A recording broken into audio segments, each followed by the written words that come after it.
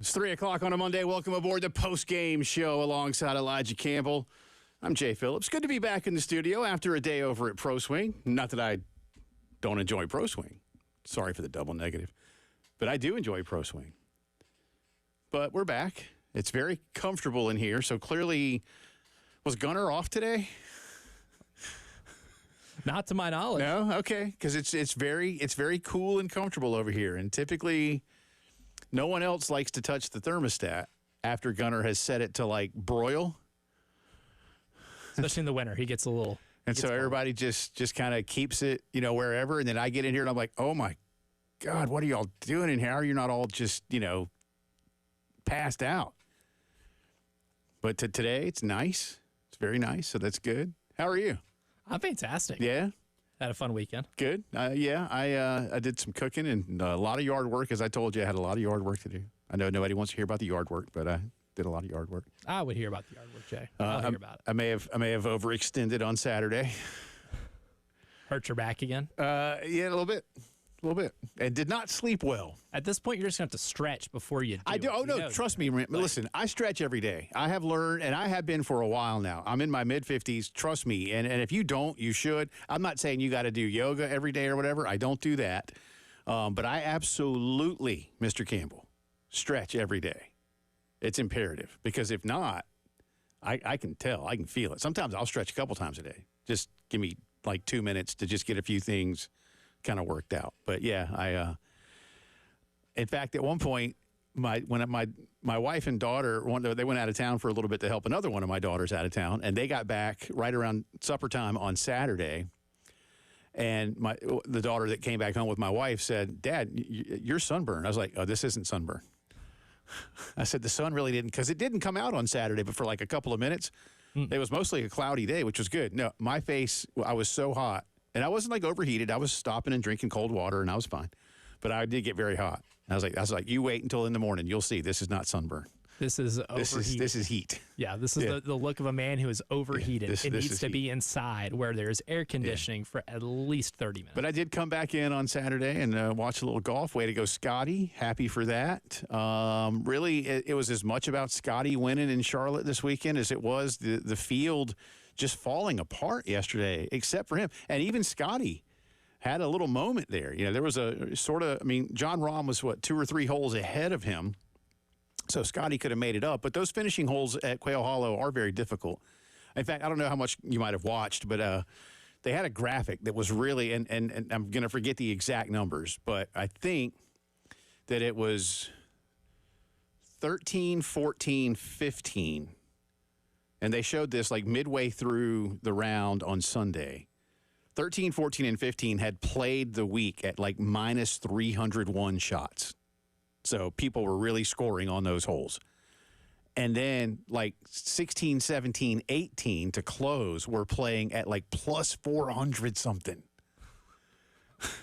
That's brutal. Brutal. Yes, thank you. And Trevor Immelman, in that great accent of his is like, that's like an 800. I'm not going to try to do his South African accent, but he was, no, I'm not going to try it because I can't do South African. But he'd be like, he said, like, Jim, that's an 800 shot swing. And it is. That's crazy.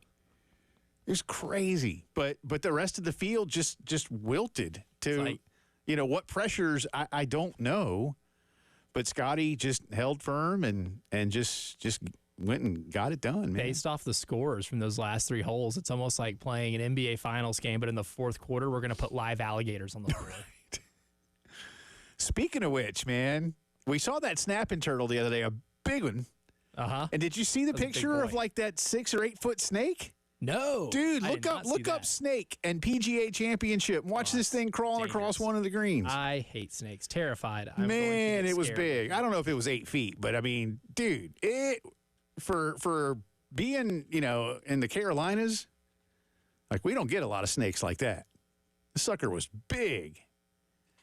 But regardless, Scotty gets. Oh yeah, dude. I see it laying next to the golf ball, so I have the size, for reference here. Don't like that. Don't like that. I'm going to close that window right now. Yeah, I don't know how big it is, but it was big, man. I might not sleep tonight. It was big. But congratulations to Scotty Scheffler, who jumps right back on the horse this week because he's got to go back and play these Texas courses. So they got the Colonial this week, so he's got to go play that. imagine he's probably like, I want to just take a day off. Celebrate winning the PGA Championship a little bit. Or just do nothing. Because he's going to go from Charlotte hot to Texas hot. Have fun, bro. There's a common denominator. Yeah, between those two. Hot. But that was fun. And I wouldn't have minded John Rahm winning. I would have minded if Bryson won. Again, I'm not a big Bryson fan, not a big Live Tour guy. I do like John Rahm. He's the exception to the rule. And there was a couple other Live guys that made the cut, a couple of British guys that play on the Live Tour. I think Cam Smith make the cut. I can't remember. But like Phil didn't, Patrick Reed didn't. A lot of big names. And Columbia's own DJ, Dustin Johnson, did not have a good weekend. Actually, he didn't get to the weekend. I was going to say, his weekend ended, I guess, early on Friday. He just did something else this weekend. Maybe he came down and saw family. I don't know. But he did not have a good Thursday and Friday. But anyway, so there's Scotty with his third major. Of course, 2 Masters championships, now the PGA. So halfway to the career slam. And that'll begin to be on sportsbook boards, and he'll be the betting favorite going into the U.S. Open here in a couple weeks. Mm-hmm. Absolutely will be. And he should be. He should be, He's playing that well. He and Rory will be at the top. And you'll get a few others here or there. Bryson will have some pretty good odds to win another U.S. Open and go back-to-back, which is very hard to do. But Scotty will absolutely be the betting favorite. Now, whether or not he gets it done, I don't know. But at age 28, Elijah Campbell, and with the way he's playing, you feel like, which of those Texas guys gets to there first? Scotty, who needs 2, or Jordan, who just needs the 1? I think Scotty's more likely to get it. It feels like it, man. Because he's just been playing so much better lately. Yeah. He's on a run right now where you don't bet against Scotty Scheffler. And Spieth didn't have a good week. Now. If Spieth, for what was at stake, he had a bad week too. Well, and the thing with Spieth is, too, he hasn't won a major since 2017. Yeah. It's an awful long drought for somebody who reached the highs he did in his career so early on. Yeah. And sometimes that happens with young players who just, they fear nothing. They think about nothing other than the next shot. And then as you get older, again, we talked about it in various forms. I don't want to say cynicism creeps in, but just the reality of your life begins to set in on you. You're like, you think about too much. Yeah. Honestly, and maybe that's the case there. But anyway, good stuff for Scotty. Baseball-wise, the Gamecocks dropped the series to LSU. Softball cruises to their regional win. Congratulations to Ashley Chastain and her team. Now they host mighty UCLA, who will be traveling for this round for the first time, I believe, in 8 years. Something like that. It's been a long time, and this is an 8-9 matchup. But UCLA sitting on 52 overall wins, and they also cruised to victory as they hosted the regional out on the coast. But now they come all the way over here. Friday, Saturday, 1 o'clock games. Sunday, if necessary. I don't know that they put a time on an if necessary start. Ticket books are on sale, I think, for $50. Don't quote me on that. 50-ish? I haven't looked, but I do know, first time since 2018 that they're going to Super, since the first time since the format was introduced. Shout out to Gamecock Online for this tidbit of information. But the first time since this format has been introduced that they are hosting a Super. A Super, yeah. That's a big deal. And all in year 1 for the new head coach, who somehow was deemed not worthy of being the conference coach of the year, and yet the lady that's won like 137 championships was... I don't. It seems like that one was almost just predetermined before the season started. They counted up those votes in like February. Yeah, I don't know. But anyway, that's good. And speaking of history and the format, congratulations to the Liberty University Flames eliminating number 1 overall seed Texas A&M. It's the first time that the number 1 overall seed will not advance to the Supers since the Supers began 20 years ago. So, and it's hilarious that it's Texas A&M who gets bit by that bug. Yeah. Absolutely hilarious. I don't know if it'd be funnier with it being any other school. I really don't. I don't know. Maybe Oklahoma, just because Oklahoma's so storied and do have a lot of championships. That would make it more shocking. Yeah. Right? That would absolutely make it more shocking. Okay, I see your point. Okay, if you just want to look at humor, But for a school that wants to win a championship in something so badly right. that now, over the last 10 years, he got to say, hey, at least we're in the SEC. We're making SEC money. They could dangle over their, hated rival who they've been dodging ever since they left the conference. And then that rival comes into the conference, gets to an SEC championship game in football its first year there, won the baseball regular season after stealing their head coach. Right. And then in baseball, them being preseason number one and not going to be making the NCAA tournament because of a 3-game sweep to a winless Missouri team. And now the softball team has turned around, had the number 1 overall seed, doesn't even get to supers. With all the money Texas A&M funnels into their athletics to be better than Texas and separate themselves, right, they just do the absolute best job at finding ways not to do that on an actual playing field or court of any kind. And it's the funniest thing on the planet.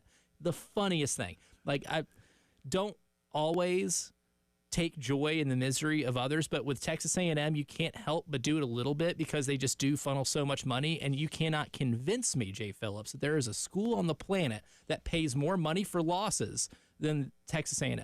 Oh, yeah. Texas A&M does less with more than any other school in the country. Yeah, I do believe that. So when they fail, it's funny. It gets to the point where it's really funny. Eventually, it's going to get to the point where it's really, really sad. But for now, I just think it's funny. That's right. Thank you, Nick. And I see that Mike Yuva, I just saw this. Mike Yuva apparently wants me to skip talking about the Braves beating the Sox 2 out of 3 this weekend at Fenway Park. I told him it's fine because I can veer the discussion into talking about the Reds getting back to 500 with a 3-game sweep in Cleveland. They hadn't done that in a long time. No? In a long we can do both. But the Braves did take 2 of 3 from the Sox at Fenway Park. With dominance in some of those games, too. Chris Sale was amazing. Yeah, Chris Sale was good, and I guess I lost that one. There's another one by a half. Yeah, you're only 3-9. Again, I'm picking with my heart, so we're going to see what my heart wants. What my heart wants, man. To me, I'm 12-0. Your heart doesn't have that dog in it. To me, I'm 12-0.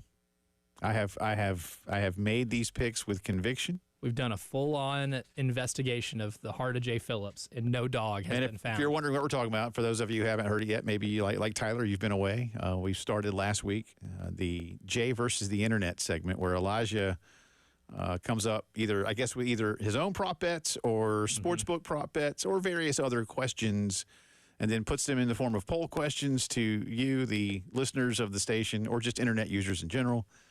You pick, and then I pick. And y'all are 6-6, and I am 3-9. Yeah, congratulations to our friend on Twitter. You guys are bowl eligible. Congratulations. That is a good accomplishment. Right. I'm struggling. I'm like Matt Rule in Nebraska. I'm struggling. I have a couple of really close losses. I'm almost there.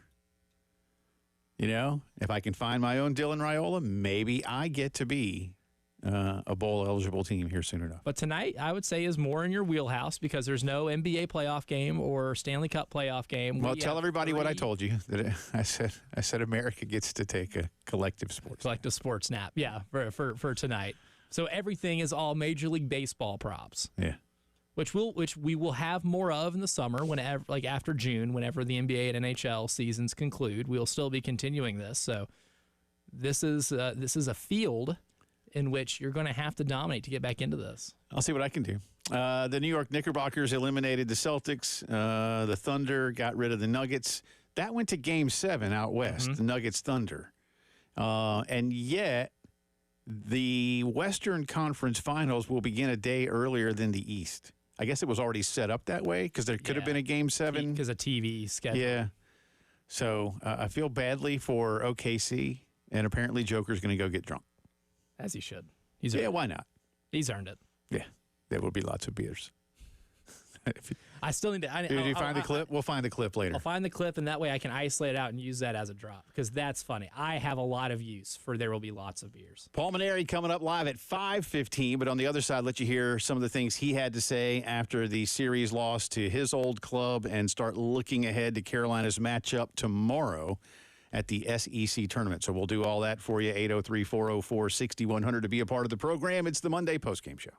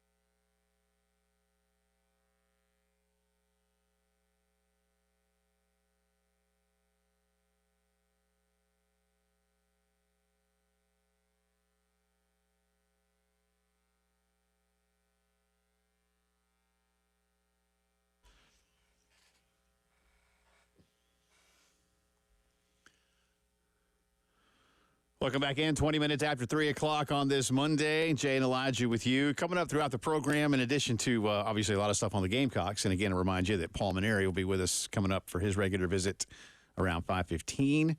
NFL owners meet again this week on a couple of things that were tabled at their last owners meetings.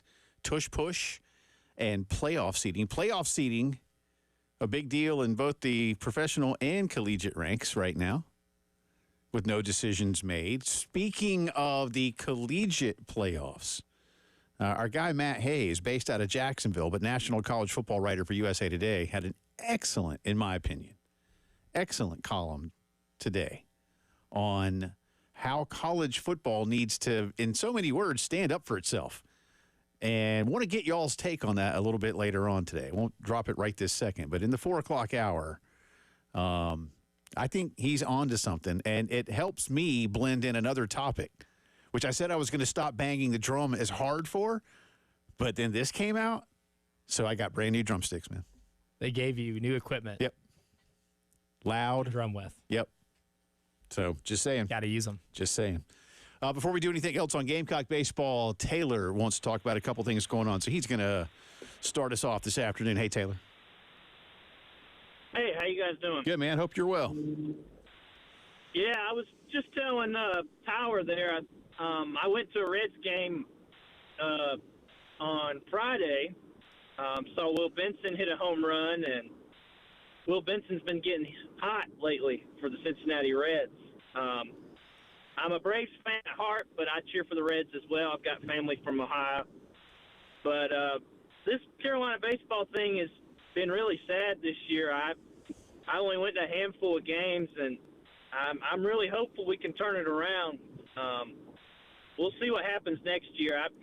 I'm real concerned as a fan that we're getting transfers from Flodar. I help out with CIU baseball, and that's who we get. So I'm worried about the SEC getting Flodar transfers. Thanks for taking my call. Okay, bud. Listen, let me be blunt. You should be worried. You should be. Because this has not, as we've talked about, the concern that I have more than any is to be blunt about it. This has been allowed to happen. Now, it isn't like it was done on purpose when I say allowed to happen. But this was a slow burn in a lot of ways, despite the fact that 55 weeks ago, the program was poised to host a regional and then had a bad May and had to kind of pick themselves up a little bit, had an okay run in Hoover, but wasn't enough. But there was talk of hosting, well into April last year. But at the same time, you'd missed the playoffs 2 years prior.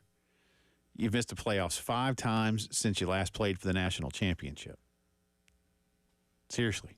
You've missed the whole thing 5 times. And more than you've been back to Omaha. That's just, in fact, I looked it up just to see, and because believe it or not, there were some downtime. South Carolina has missed the tournament since the 1975 season, which was the first time Carolina went to the College World Series, and in that one they played for the national title.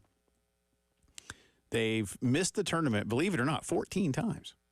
But a lot of those, it was a smaller tournament, and then there were a few years, especially in the transition into the Southeastern Conference, where I think Carolina missed 4 straight tournaments, and that was when you kind of knew that maybe you just needed a change for as great as Coach Raines had been and taking them to 3 himself, 3 trips to Omaha, that is. It was just you needed something different. And by then you had seen Georgia win a title. The rise of LSU was well underway by then, and here came Ray Tanner. And then Ray missed his second year. And then they went every year from 98 to 2014, 15, 16, whatever it was. They became mainstays. Yeah, 16, I guess. Yes. So but you should be worried because there's not a lot right now other than hope to look at and say, listen, first off, you got 2 young stars that you need to secure. One is from right here, and one is from Florida. Bo Hollins is from here. KJ Scobie, I can't remember what. I think he's from the Orlando area, but don't quote me on that. But regardless, he's from Florida. So, and Bo obviously has direct family ties to this program. You need to keep those 2. Mm-hmm. And even if Bo has direct family ties, I will guarantee you that he will at least be, someone around him, because apparently you can't call the player himself. That's tampering. I just rolled my eyes for those of you who couldn't see it. But the back channels are there for everybody. And Scobie is going to also be able to entertain offers and choices. And there are others that you may want to keep too. You better start with those 2. With cornerstone freshmen who had really good seasons that you could. But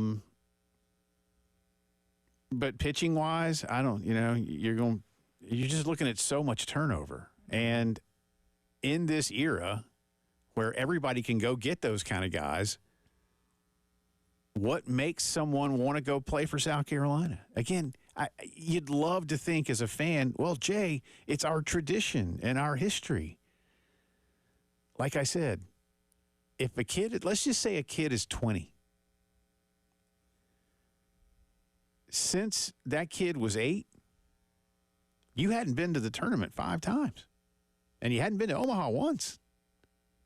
That's history. They haven't really lived in a world where you were at the top of the sport. Yeah. I mean, relevant is I'll pull back on relevant in the longer sense, but currently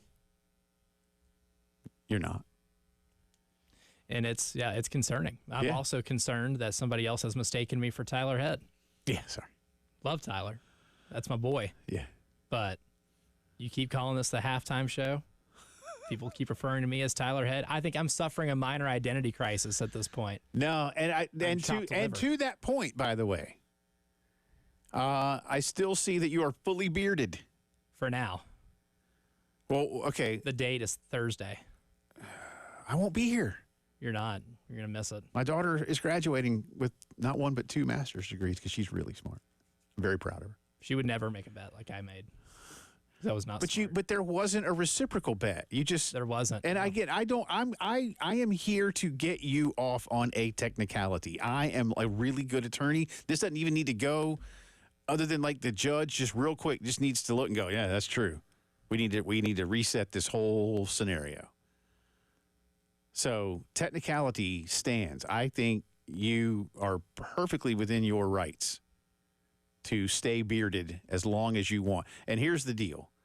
Elijah, the other day we were at Pro Swing on Forest Drive, and our terrific salesperson, Josh Yellman, was over at Pro Swing for some of the morning shows and had said to Elijah, if I hit a hole in one, will you cut your hair? For those, again, that don't know, Elijah has hair that touches his shoulders. It's long. Used to be longer, but he got it trimmed up a couple of months ago. But he also has a full beard, and it's a good full beard, not one of those wispy things. And Elijah said, like, no, you're not cutting my hair, but sure, I'll shave the beard. But there was no, like, what if Josh didn't? So Josh hit like 1,000 balls. Oh, he was a high-volume shooter. On the same hole. And finally got one to go in. I don't know if he hit 1,000. But I was like, at least there should have been. I said no more than 100 or a time limit. One or the other should have been prescribed. Right. Like home run derby rules here. Either a time limit or 100 shots. I don't care which, but something should have been put into place.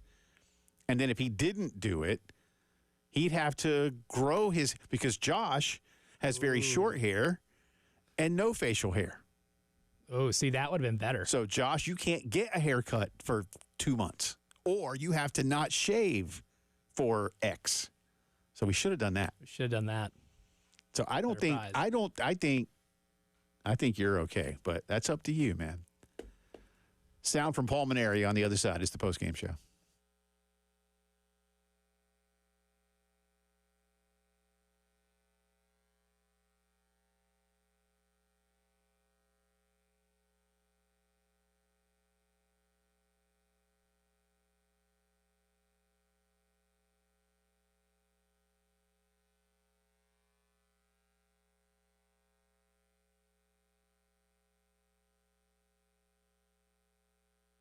How you watching, what you're watching, listen to. You want to do it better? Of course you do. Integrated Media ready to make that happen. This is a fantastic time to get the Integrated Media guys into the house. If you've been thinking about a new home theater system, especially to watch football on, go ahead now. Avoid the August rush when Integrated Media orders really ramp up because people go, football season's almost here.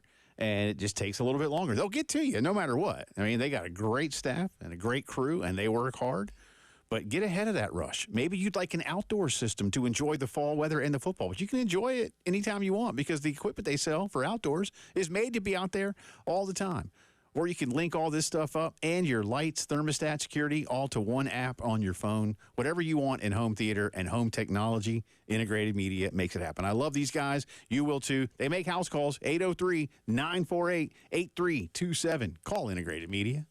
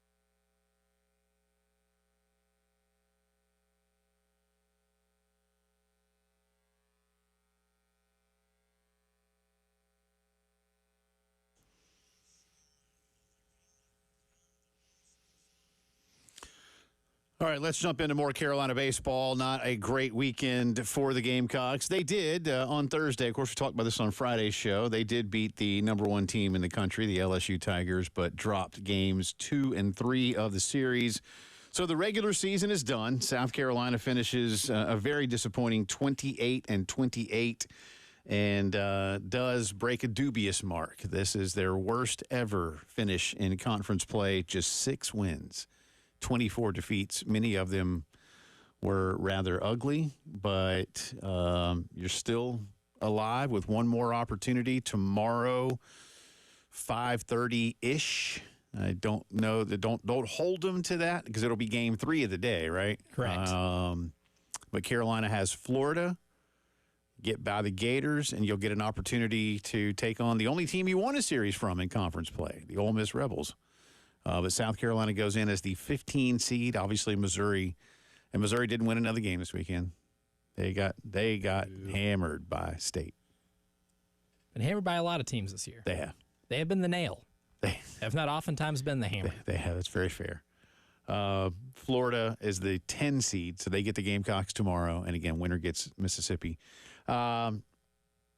Couple days. Let's just get to a couple. Let's go in order here. We'll kind of go.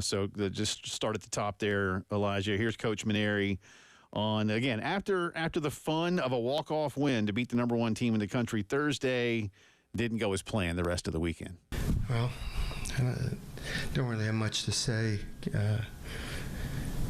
We had a good win against the number 1 team in the country 2 days ago and would have liked to have won a series.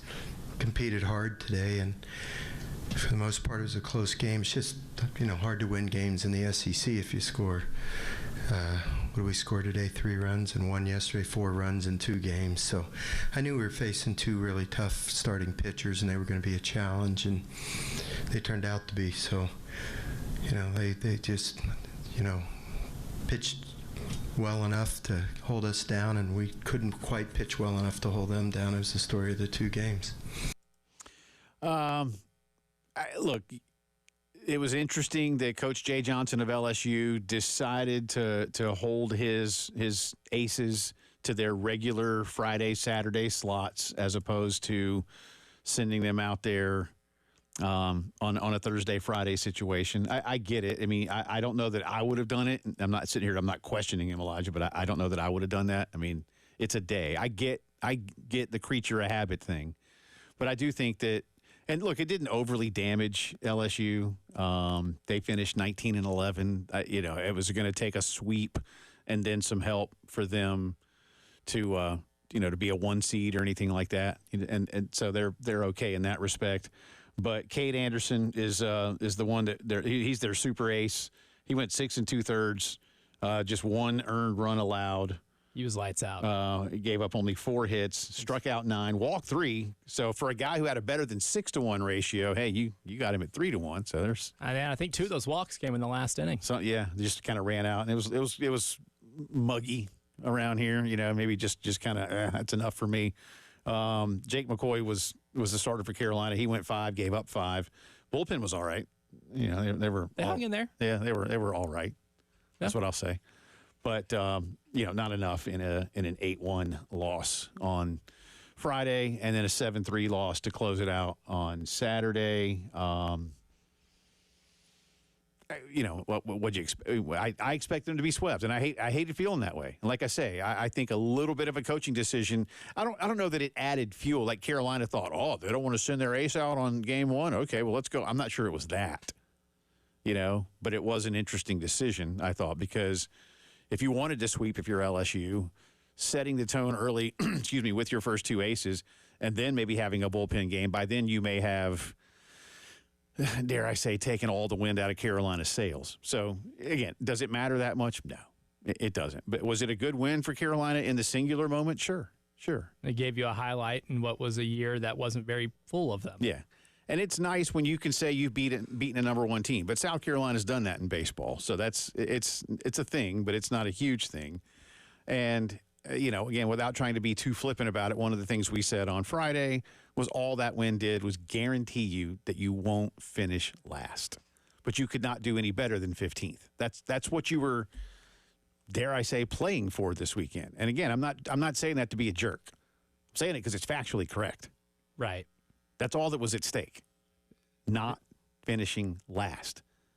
That and showing that you haven't given up on the season. Yeah, by and that's trying to hang in there with the number 1 team in the country. And that's good. Again, and Paul was right in what he said in postgame that night, Thursday night. Yeah, hey, they needed a little something like that. I don't disagree. But it's baseball. It's a marathon season. And that was one moment where for just a second, for one of the runners that's going to finish in the top 10 or 12 in the event, somewhere around mile 16, you got ahead of them for a second. And then you didn't. Right. And then they came back. And then, and then they're gone. So let's go to 2 here now. Coach Maneri, and we'll probably ask him some of this a little bit later on in the show today, but as you look back and reflect, what might have made this a better than 6-win conference season? Well, I mean, I'm not sure what the first part of that question had to do with the last part of the question, but, listen, whenever there's a transition, there's a reason there's a transition. So, you do the best you can with the players that you have, and you try to add to it with a little bit like we did. And, we did the best we could.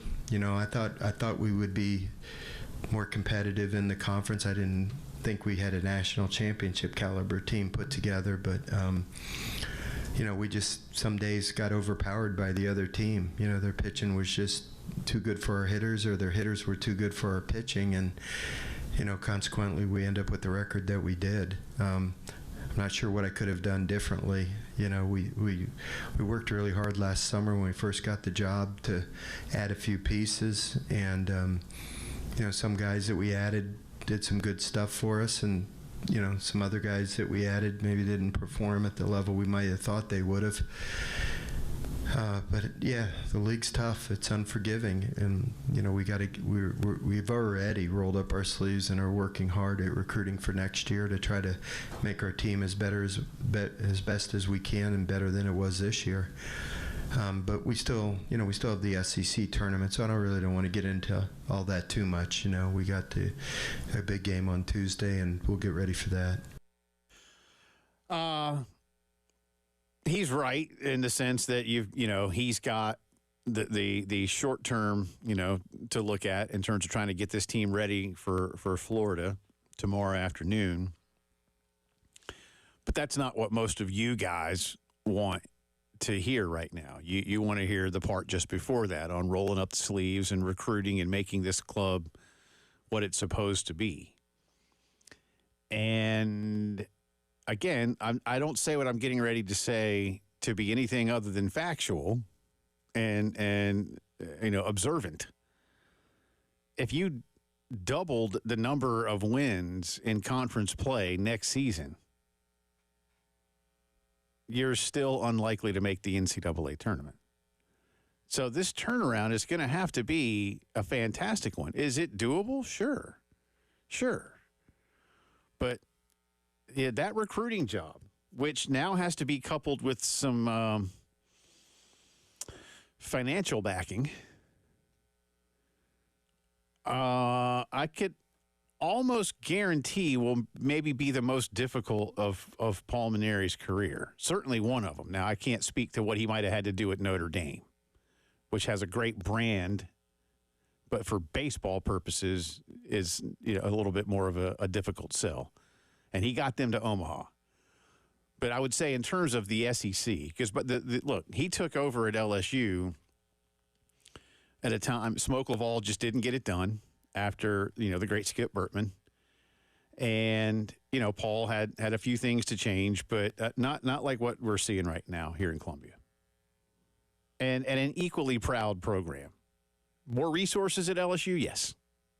They don't have a Clemson in their state to compete against. Right. And you all know what I mean by that. They don't have an in-state big-time rival that pulls a lot of attention, alumni, donations, etc. This is going to be tough.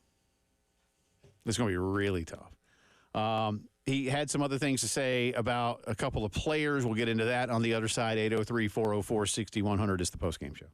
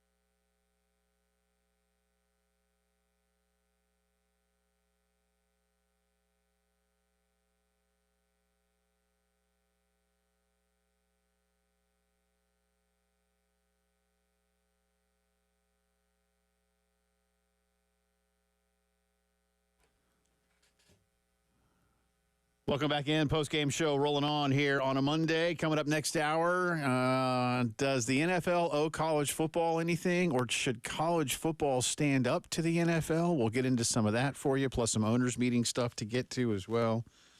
And next hour, we got a J or nay? We absolutely do. All right. Is today a day that ends in Y? I think most of them do. I think you've answered your question. I forget the context now, but there's a line on Frasier. His dad is saying something to somebody, I don't know, and he goes like, well, you know, the sun comes up almost every day. I forget what it was, but that always just comes into my head. I know it's apropos of nothing.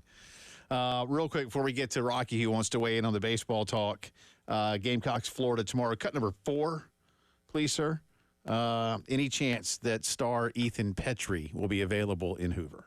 I haven't talked to him about it, but I'd be doubtful about that. He wasn't even on the active roster for this weekend, so, you know, that tells you how sore his shoulder was. So I haven't talked to him in the last day or so about it. You know, you hate to just keep saying, hey, how's your shoulder feeling? How's your shoulder feeling? It's not like, you know, like that it's going to be a miracle. So I'm doubtful that he would be ready to go. And tomorrow could be the last game of the season. And that would mean it's going to be the last. We've already seen the last of Ethan Petrie in a Gamecock uniform. More than likely. Which is unfortunate. But that's life. And Can't I hope stay in college you forever. know, and it's, you know, he's a gamer. Kid, I think a lot of people were surprised when he came back this season to Columbia, because you know he could have entertained and may have. And he's from Tampa. He didn't have any direct ties to this school, but he liked it here and he wanted to be here. So, I mean, I think Gamecock fans appreciate him. But it's unfortunate this kind of goes off with kind of a whimper. Yeah, with the career that he had here, which is one of the best sluggers. Absolutely. To put on that uniform. But, you know, I wouldn't play at this point as much as you want to maybe hope for that miracle run. Because coming up here in, 5 weeks or so, whenever the draft is. Now, they've moved the draft around a little bit, but 5-6 weeks. Can't mess with it, man. I wouldn't. Can't mess with it. Let's get to Rocky up here. Final few minutes of the hour. Hey, Rocky. Hey, Jay. Appreciate it. I'll be a couple of minutes. That's it.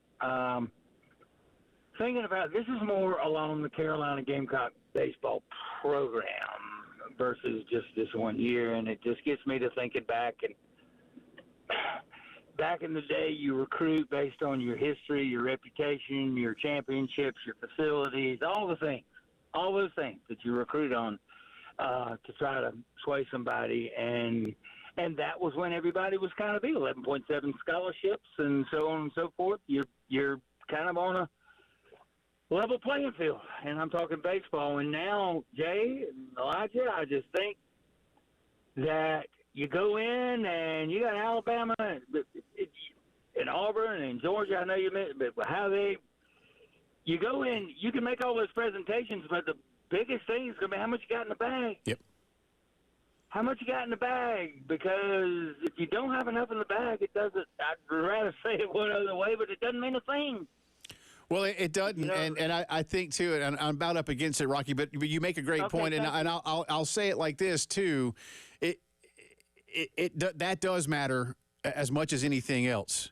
But when the money is equal and the opportunity, perhaps over the next year or two, to get to postseason play or to feel really good about an opportunity to get to Omaha is there, why are you picking Carolina if you don't feel that same way? It forces you to have to overpay. Yeah. And they're going to have to overpay. Yeah. And even then, you know, it's, like I said, this is going to be a heck of a recruiting job this time around and a sales pitch that has never been used at Carolina. Paul Maneri coming up at 5:15, hour 2 of the show next.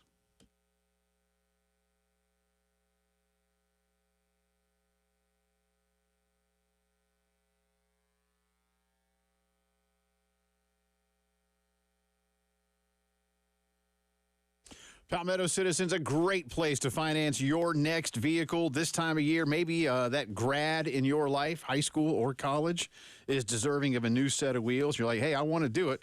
Got to make sure I can pay for it. Well, hey, check with Palmetto Citizens because you can do it for a lot less than you can with the big banks. No better place, really, than Palmetto Citizens. Same low rates on new to 21 models. A lot of great options for older vehicles as well. And, it doesn't have to be a grad. Maybe you have a first-time driver that needs their own car. You might want to set them up with something that's just, a little weathered, if you follow my drift. They can also finance over 100% of the retailer purchase price on new to 21 models, and they offer some great coverage and insurance options dealerships can't beat. So shop all around. Find that next car. Then log on to palmettocitizens.org or stop in to any of their 14 convenient locations and see how much you can save. My wife and I, members, we love them. Check them out. Palmetto Citizens, Federal Credit Union.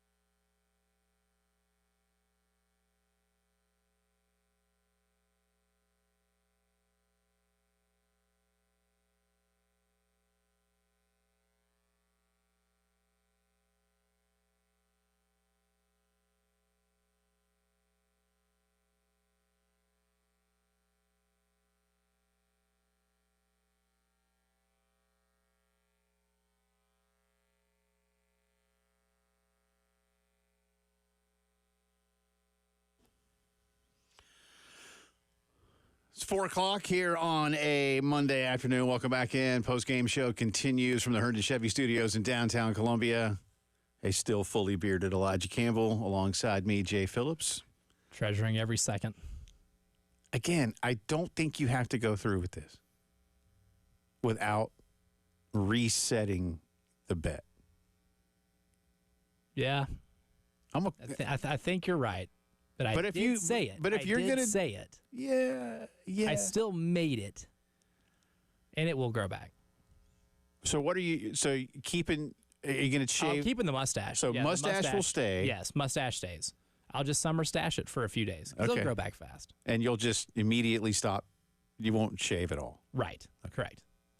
Okay. I mean, okay. So it's not the worst thing. No, still, we have to hold Josh. Again, for those who missed it, on Friday, our great sales guy, Josh Yellman, said, "Hey, Elijah, I'm over here at Pro Swing, and if I hit a hole in one, will you cut your hair? No. Will you shave your beard? Sure." So after, again, that's on me for not putting enough into it. 2 hours of trying, and Lord knows how many shots. He exhausted himself. I'll give him that. That man got sweaty. He finally hit a hole in one. So I figured I would at least reward his efforts. Yeah, that's fair. You're a noble fella. That's what we're shooting for here. Yeah, you're the opposite. I might add, the opposite. And I would love to cuss right now and set an FCC violation. There's a first time for everything. Of these just complete tool New York Knicks fans the other day. If y'all haven't seen this video yet, it's really it's kind of frightening. And the reason I'm bringing it up is because apparently this guy, let me get his name again. His name is John Jacob Jingleheimer Schmidt. No, Hans Perez. Close. So Friday night, Knicks, just pummeled the Celtics. And this guy was wearing a Tyrese Halliburton Pacers jersey on the streets of Manhattan. I guess it looked like it might have been somewhere out, in Midtown near the Garden. And these Knicks fans, like a mob of them, I'm talking, I don't know. It's a crowd. It's not like 3. It's like 50. Folks. Yeah. I don't know how many. It's dozens for sure. Let's just say dozens. And y'all, they started throwing not just when I say a bag of garbage, I don't mean like your hamburger wrapper and your French fry holder when you crumple it up at McDonald's. They were throwing full trash bags, garbage bag. Yeah, like what you pull out of your kitchen garbage, and throwing it at him multiple times. And then taunting and following him. And I find out, too, that the dude's a firefighter. Now you can't go, hey, I'm a firefighter, and that's going to, stop people. But, this is insane. And I said to Elijah off air just now, and I'll tell you all again, it's one of those, and look, I know I sound like old man, screaming at cloud here, but, A, this is sports. B, this is why we can't have nice things. And this, Knicks fans, is why nobody likes you and nobody ever wants to root for you to get back to places of prominence within the NBA structure. Because you do stupid crap like this. And I told Elijah, I know there's going to be people out there that go, well, then the dude shouldn't have been wearing a Pacers jersey in front. Who cares? Who cares? Who cares? If you can't refrain yourself from showing your hind end in public like that because somebody else is wearing a different jersey than you are, you're not an adult. I mean, look, if you want to yell across the streets of Manhattan like, "Hey, Pally, hey, the Pacers suck. We'll see you next week here at the Garden." Okay. Throwing full bags, plural, of garbage at this man. And then taunting him. And, I mean, that's assault. Where's the cops? I don't know. And this thing's gone viral. You can easily identify. I'm not really here pushing for that. And he seems to be okay. He was on the McAfee show today. And Tyrese Halliburton came on. And for those of you who don't know, McAfee's program is in Indianapolis. And, he lives there, and he's a big fan of all their teams. So he had Tyrese come on, and Tyrese is getting this guy some great seats for Game 4. Nice. So that's cool.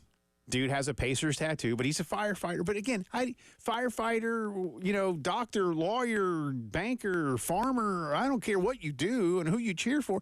Again, if you want to taunt the guy, which is still kind of low class, then okay. But assaulting him and then having a bunch of nimrods filming it and like say, oh, I see one. I watched one time and there are guys like, oh, when he gets hit with garbage. I'm like, hey, pal, come here. And then let me hit you with a big bag of garbage. And how are you going to react? Like it's just it really is it's moronic. And for a couple of I didn't see this until the weekend. But I was there was a part of me Friday. My wife and my 20-year-old and I were watching that game. She's got one of her college friends is from right across the river in Jersey, but like that's basically the city. Mm-hmm. I don't know if it's Hoboken or wherever, but it's like, anyway. So she's been kind of into it because Knick fans are all into it, right?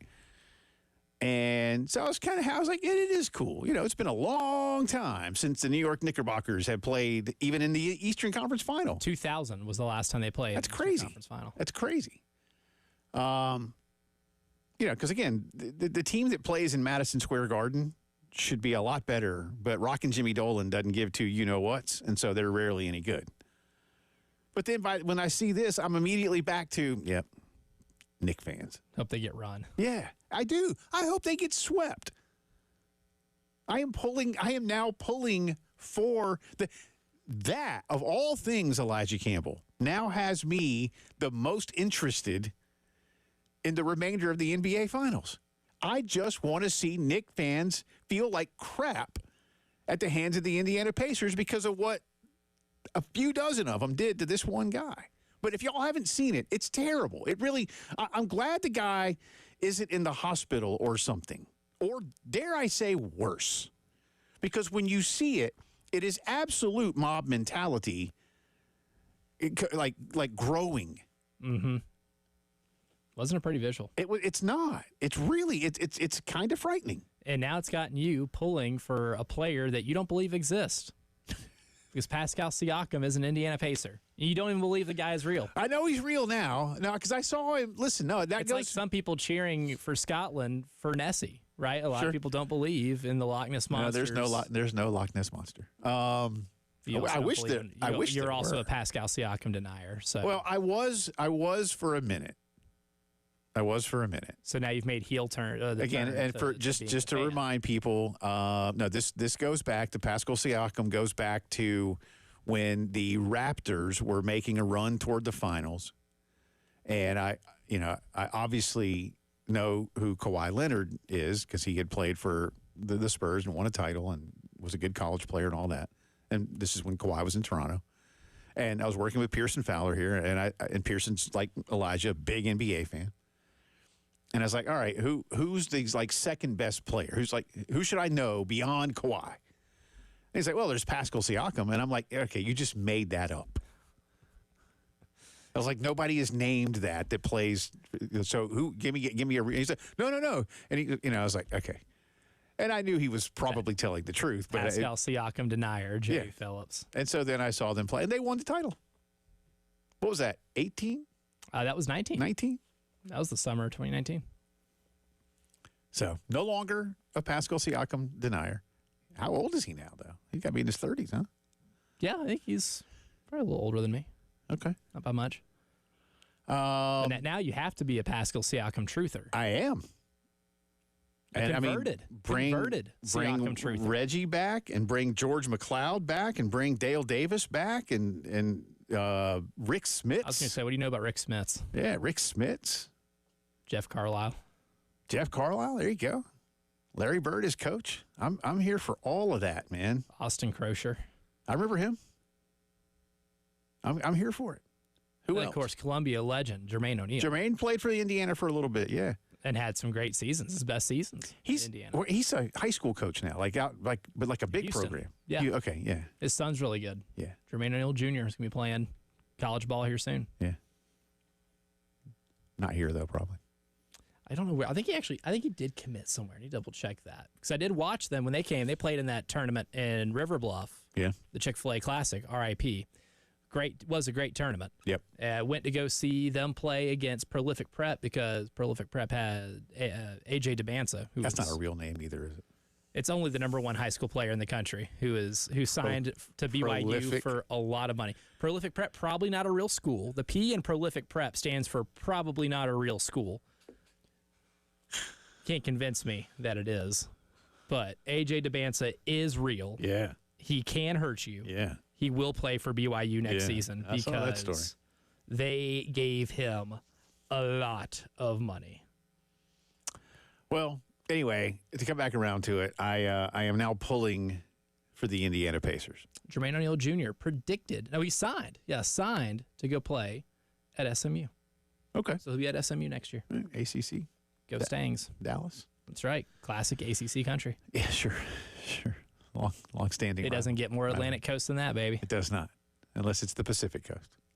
But nobody would be a Pacific Coast team and play in the Atlantic Coast Conference. No one would. No, that's preposterous, Jay. Unless there were two. Well, I didn't say That seems two. silly. I didn't say two would be preposterous. Yeah, that seems silly. And then Oklahoma City ending the Nuggets run. Dan Patrick this morning, I don't know if you agree or not, Dan Patrick said he now fears that the Joker has won his only title. If they don't give him some help. Really yeah. hard for Denver to get back to a finals and win it. They need another prolific scorer. They just don't have enough of them. That's just their thing. I mean, I think they have maybe some of the best ensemble of role players, but when you have somebody like Jokic who is that great of a passer, you need to give him as many good scoring options and consistent ones. Like Jamal Murray, when he's on, is a fantastic scorer. Yeah, I like Murray. But he does not bring it in all of the playoff games. And Aaron Gordon, what we're seeing from Aaron Gordon is as good as Aaron Gordon is going to be. You have to be able to supplement him with better scores. Unless they do that, then yeah, I think their ceiling is conference semifinals or conference finals. I suppose they thought Russ was that guy. I don't know if they shouldn't have. I'll say that. I don't know if they did or didn't, but they should not have. I think he was a -84 for the series. Well, anyway, but if y'all haven't seen, I mean, seriously, I'm not trying to like stir things up or whatever too much, but it was an awful scene for this guy, Hans Perez, the Pacer fan. And like I say, yeah, you don't necessarily, to be fair to all sides, don't poke the bear too much, but it didn't like he was in Knick fans' faces. Right. He was just wearing, and he's clearly he's got a tattoo. I'm not saying but he's got a Pacers tattoo. So I'm going to give the dude credit and be on his side for saying that he's that kind of fan. Because I'm not sure that like a Pacers tattoo, really? The Pacers? Interesting choice. I mean, have the Pacers, even when Reggie was there, the Pacers never went to a finals. When Reggie was there, they went to one. They got swept by Los Angeles. They got swept with them out of one. They did. They did go to one. Gentleman's sweep. Yeah, they did go to one. That's right. I can't remember if that was the sweep or not. I know Sixers was a gentleman's sweep. Yeah. That one wasn't. No, you're right. They did. Okay, but and look, I love Reggie. I love Reggie Miller. I'm a big Reggie Miller fan. So I'm not trying to dog on them. But they had a couple of really good teams, man. They did. They had some. That was 1999-2000. Okay. Was the last time they've been to the finals. It's wild. The teams that are still in this, they pushed it to 6. Yeah, okay, they pushed it to 6. Okay. But the teams that are playing for a spot in the finals, the Knicks haven't won a title since the 70s. Right. The Pacers have never won a title. They won the ABA title. Yeah. Not the NBA title. The Thunder have never won one as a team in Oklahoma City. No, Seattle won but one. Seattle did only win one also in the 70s. In the 70s. Minnesota has never won one. Never been either, right? They hadn't been to the finals. No, never been. Yeah. Oof. All right, we'll come back on the other side. Does the NFL owe anything to college football for the colleges providing them with basically a free minor league? Interesting take I want y'all to hear coming up.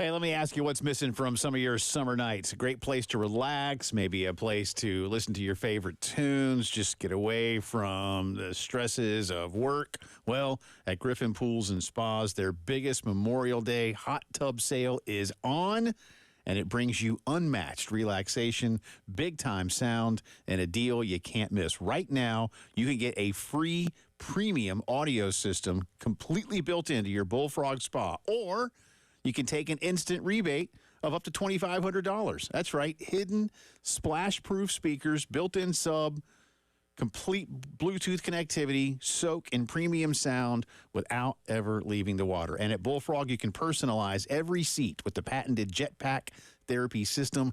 Get in and see this. Griffin Pools and Spas, just steps away from the Lake Murray Dam in Lexington. But this deal ends on May 27th at Griffin Pools and Spas.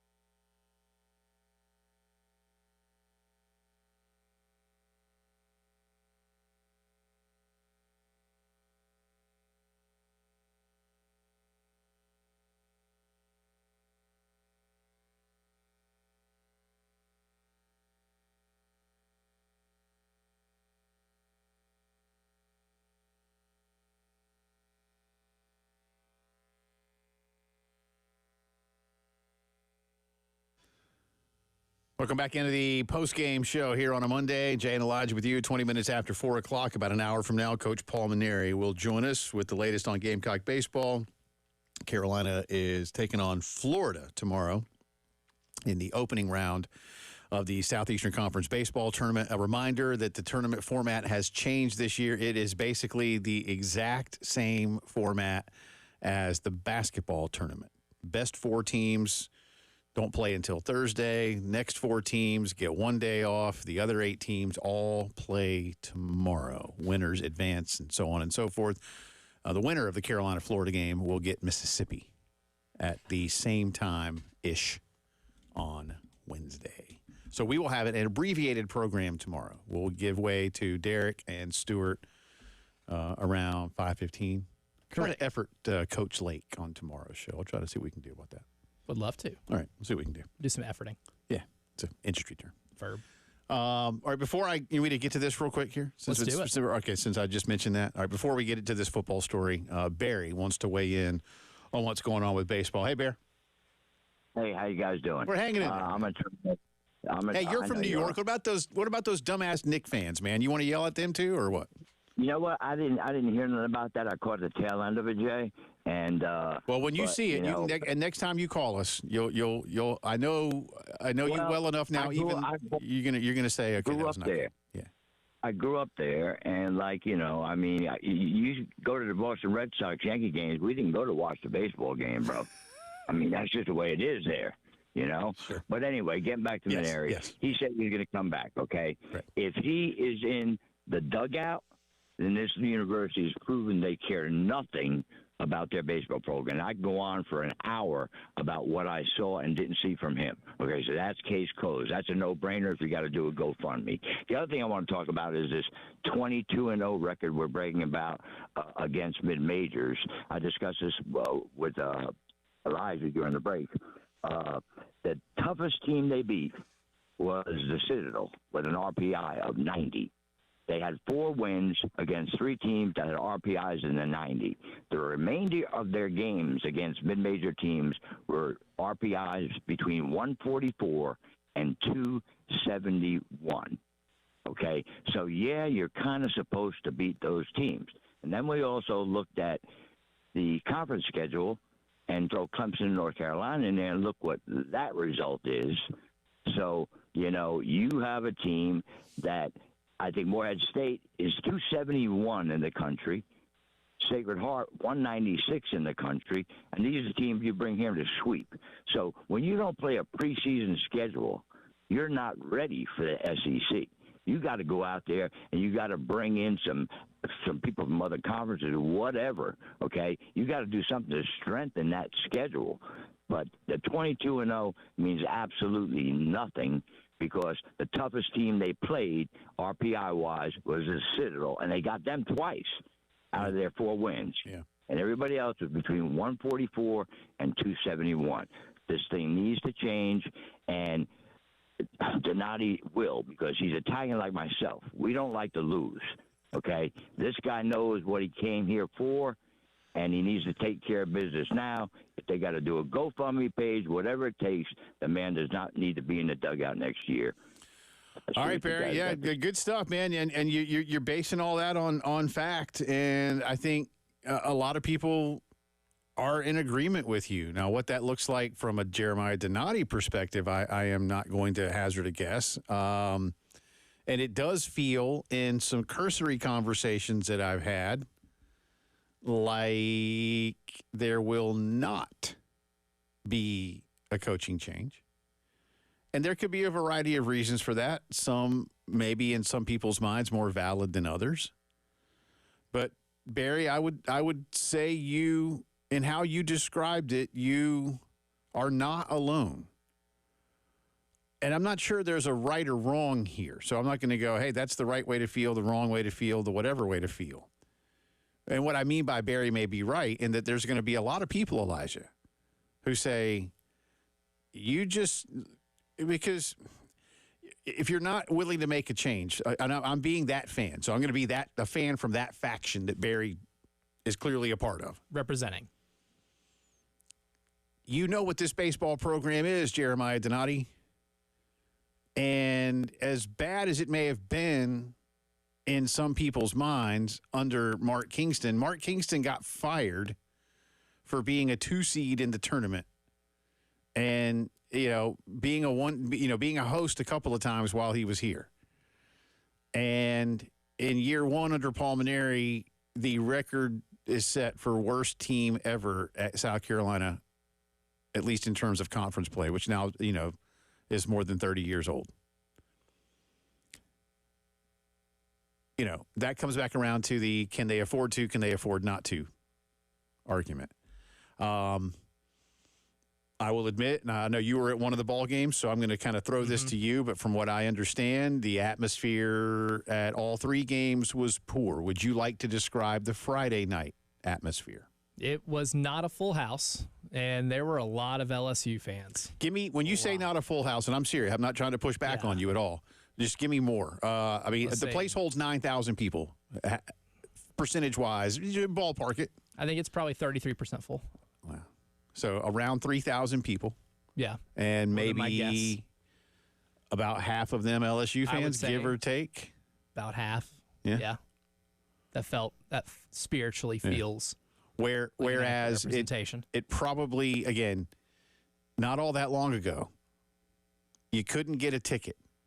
Paul Skeens was here. Carolina won the opener in that series. You couldn't get a ticket. It was packed. And 2 years later, you could walk up. I don't even know. I mean, at some point, did they just open the gate? Like after the third inning? Might have. Yeah. Come on in. We'll take Come anybody. On. Make sure you buy a hot dog, please. I've been to a lot more livelier sporting events in my lifetime. Yes. And again, a Carolina LSU baseball series, I'm not kidding. And you know I'm not. Everybody listening knows. It was one of the hottest tickets in Columbia, South Carolina, if only because when you think about it, there's 27,000 of them to go around. That's it. At least when LSU's football team comes to town, I got 80,000 I can pull from. And y'all know what I mean. I know that it's not quite, but you know what I'm saying. Right. It's a hot ticket. And now half the people there are pulling for the other guy. Like, that's what's got to be concerning. And I likened this, for those of you who heard me the other day, and I knew it wouldn't be an apples-to-apples comparison, but I likened some of what we did see this weekend to Darren Horn's final year when Ohio State fans, had thousands of Ohio State fans were in the gym for a game at CLA in December, and they won that one. And then the season just did not go anywhere. And Kentucky came in for a game in February, I believe. And Kentucky always travels well in every venue in men's basketball. But they overran the place. And that was the final straw. Now, that wasn't going to happen where LSU was going to buy up, 6,000 tickets or whatever. They're not doing that. If it had been a little closer, they might have, if it was, say, Oxford or something. But anyway, that's problematic. 1/3 overall usage. And of those people, let's say 1/6 capacity is pulling for the other guy in a regular season conference game. So, Barry, you're onto something in that they got to really think about it. It's going to cost them a lot. Again, we've said it's going to cost between $7 and $8 million if they wanted to do it this year just to hit reset. That's it. $7 or $8 million just to have a blank slate. And then what? Right? And we know what you need to go do. Roster after that. Yeah. And you're going to pay a coach a lot of money to come down here and fix this thing. So it's not all Paul. It's not all on Paul. But to hear it told like, man, this thing was in the dumps last year. I don't know. Revisionist history. Yeah, I don't know if it was in the dumps. And I don't know that it was supposed to turn into this. Definitely not. We'll talk to Coach Maneri in about 45 minutes. Get into that football story on the other side here. You're listening to the Postgame Show.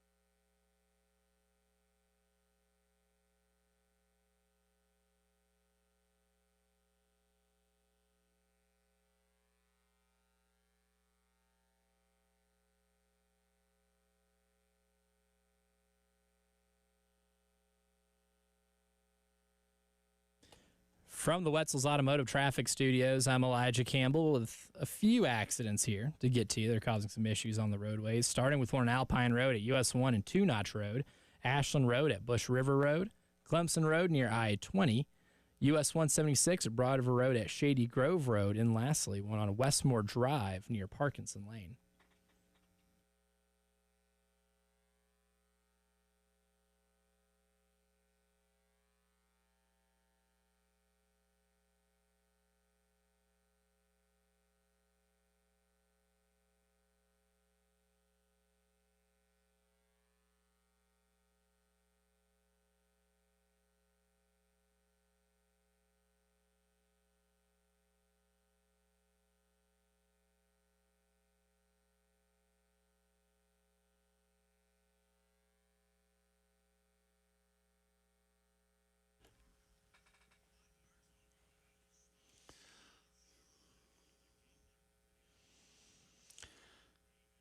Still talking a lot of Carolina baseballs. The Gamecock regular season is done. South Carolina finishes a disappointing 28-28 overall, just 6-24 in Southeastern Conference play. The tournament begins tomorrow morning over in Hoover. Gamecocks will play Game 3 of the day against the Florida Gators, a team that has swept them here just a couple of weeks ago. One of them was ugly.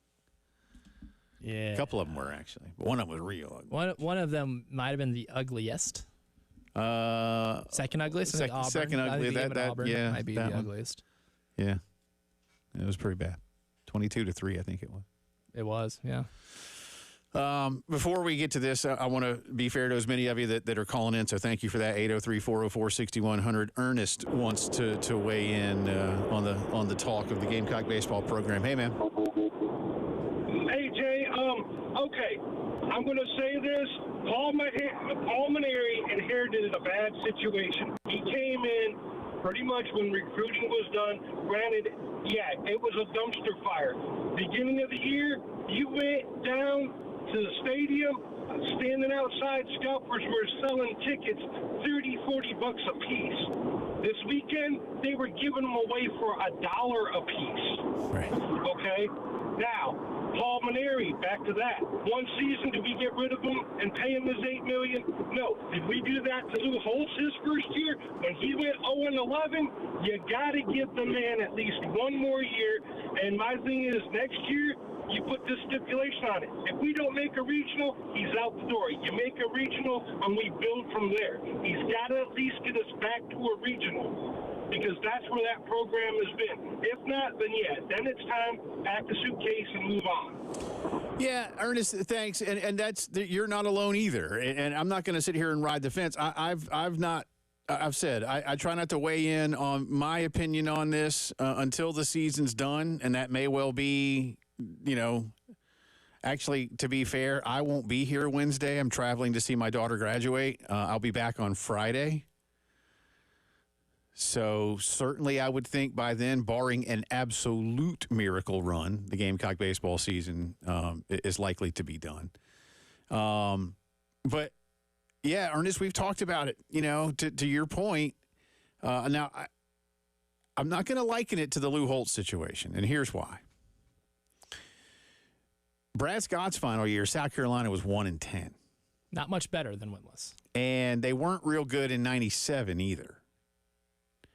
That one was fading fast. Mark's teams, and again, this is not me saying you should have kept Mark. But again, if you want to look at it in terms of how they do the math, South Carolina was one of the 32 best teams in the country last year going into the tournament. So top half of tournament seeding, if you want to look at it that way. Now, I'm one, as all of you know, if you listen to me routinely anyway, where I think South Carolina should be one of the top 16 every year. My expectation levels have not changed for this program in a long time. You should be a host. This is South Carolina. But you know what? The resources and support that I talked about for all those years as to why I have built that in my head are no longer there, because that's what I mean when I say this has been allowed to happen. It's not being done on purpose. No one's over there sabotaging the program. No one's trying to gut the program. but you had to realize that you were being outspent. And you sometimes want to look at it. I know in life, you want to look and say, gosh, it just can't all be about the money. And to a large degree, it's not. But it does matter. And as I've said, too, many times, and I'll reiterate here again, I had someone who knows a lot about baseball, college baseball, ask me about a week or so after Paul Maneri was hired, hey, where was all that money for the program, with the old coach? Not to give the old coach and his staff a big giant raise, but what could a few $100,000 more have done for roster retention or development, for enhancements around the ballpark or the facility to attract that maybe extra guy or two, whatever, I don't know. And the answer I had was, I don't know, because it kept sounding like we don't have the money. You got to make do with what you got. This is all we have. And that's why I talk about this has been allowed to happen, because if there was the genuine belief that this is all we have before Mark was fired, then it might have been time to start looking around and going, well, we better do something else, because Arkansas is still great, and LSU is still great, and Texas is about to join our league, and Florida's still Florida. And, oh, by the way, Tony Vitello just won a national championship. Nick Mingione's got his thing running up in Lexington. What are we doing? Georgia's back. And then Auburn came back. So what are we doing? Are we just sitting here twiddling our thumbs?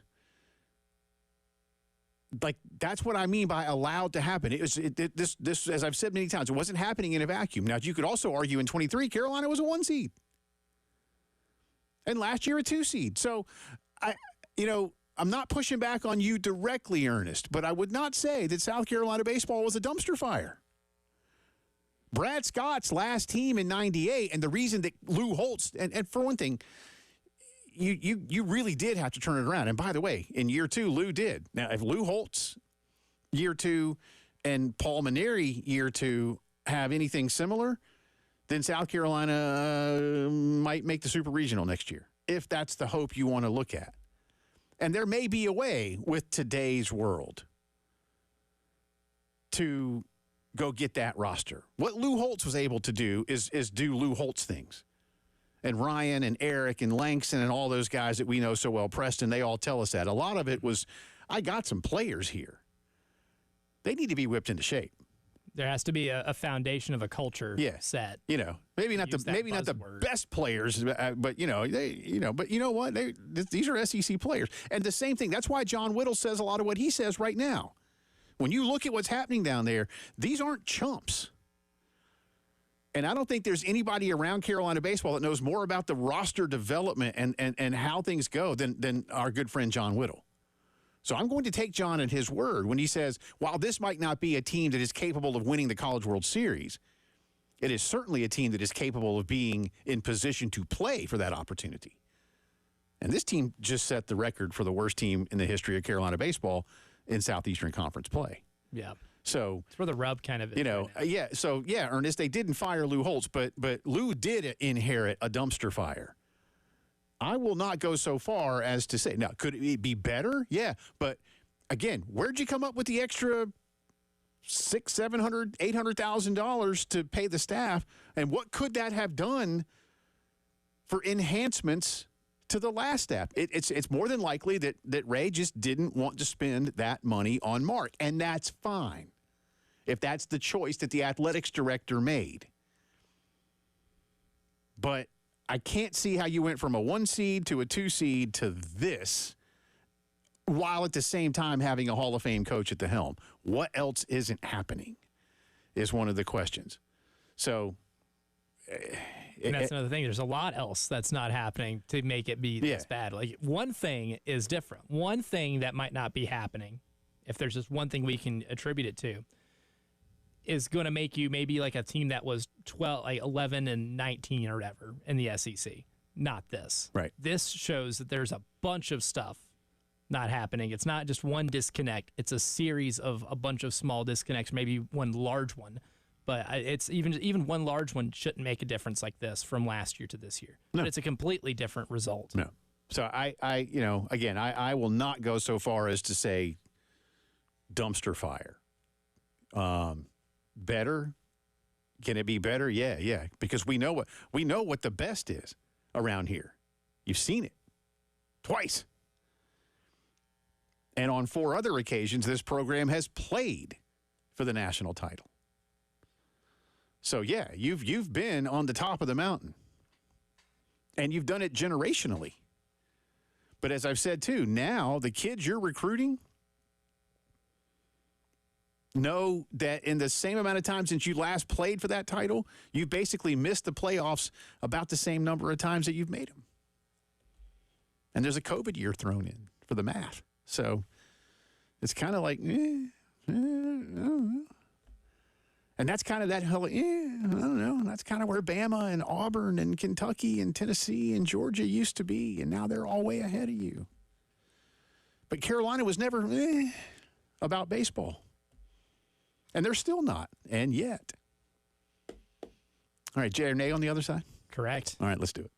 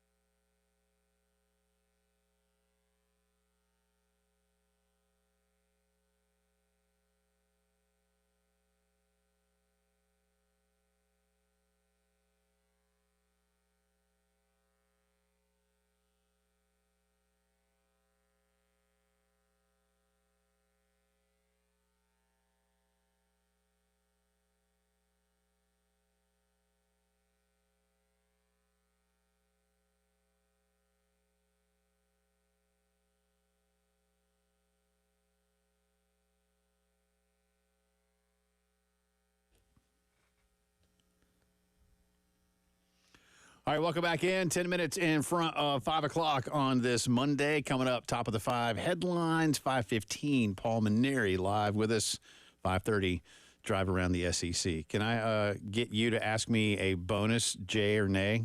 Absolutely. Okay, ask me this, Jay or nay. Did Arsenal qualify for the Champions League this weekend for sure? That'd be more in the form of Arsenal qualified for the Champions League this weekend. They did. Jay. That would be a J. See, now you know the game. All right, I don't really I know we didn't play it last Friday, so maybe you might have been a little rusty. No, we played Billy Mack or Billy Whack. Yes. Instant hit. And Coach did great. Instant hit. It was awesome. Yeah. He aced it. He did. Well, we'll keep it in the golf realm here. Oh. J or nay? Scotty Scheffler is the most dominant Texas Longhorn of all time in his respective sport.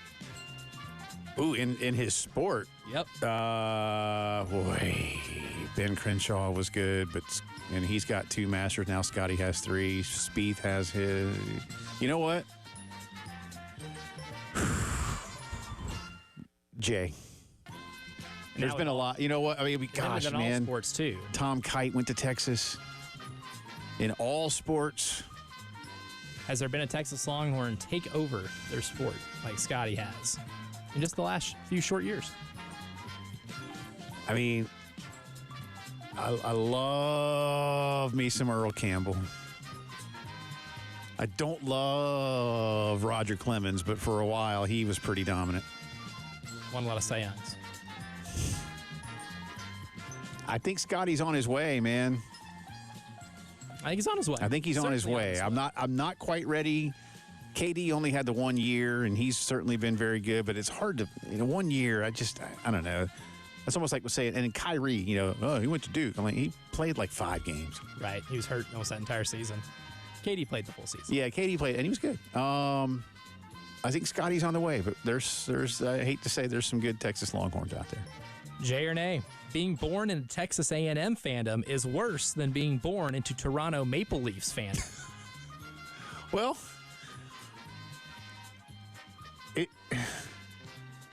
because the softball team just made history to be the first ever overall 1 seed to not make it out of the regional. Are they kind of the same? And that they're both, I mean, typically good? I'm making you pick which one's worse. And that's what makes this such a hard question, because they are practically the same. Ask the question again. So, J or nay, being born into Texas A&M fandom is worse than being born into Toronto Maple Leafs. Nay. It's the Leafs. So you'll say it was still a greater burden to pass on to your children is Maple Leafs fans. Yes, and as I've said before, it's because Toronto is the largest city in the most hockey-mad country on the planet.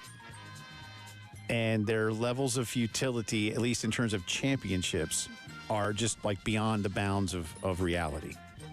How many titles has Montreal won since Toronto won? How many titles even did the Edmonton Oilers win? Tiny little Edmonton. Like Montreal Toronto, at least is a big city. Toronto has won one since the league expanded from 6 teams. Yeah, I mean, it was like they won in the 60s, man. The 60s, man. So it's harder to be a Leafs fan because they should be better. Yeah, I think Jim Morrison was alive the last time they won a Stanley Cup. All right, J or nay, this is the year the New York Knicks will get back to the NBA. Nay. But now I'm doing it again. Now I'm even using J or nay with my heart. After that whole BS thing the other night with that Pacers fan. But you know what? They are good, and they do seem to have the mojo working for them. They got a lot of that mojo. They do. Right now. But I'm going to say nay. Now more fun NBA, J or nay here. J or nay, the NBA securing a 7th different champion in the last 7 years. Great for the league. J, yeah. Because that's what we're set up Yeah. I don't want it to be, just, Jordan won 6 and Magic won 5 and Bird won 3. We had Cavs Warriors for an NBA Finals for 4 straight years. Yeah, we did. That was crazy. What they split? 2-2 or 3-1? 3-1. 3-1 Dubs. Yeah, it's good. Jay, it's good. I love it. Yeah. I love it. It's good. A little unpredictability is nice. I like it. And it'll probably be somebody else next year, too. Keep the streak going. That's right. Hour 3 coming up.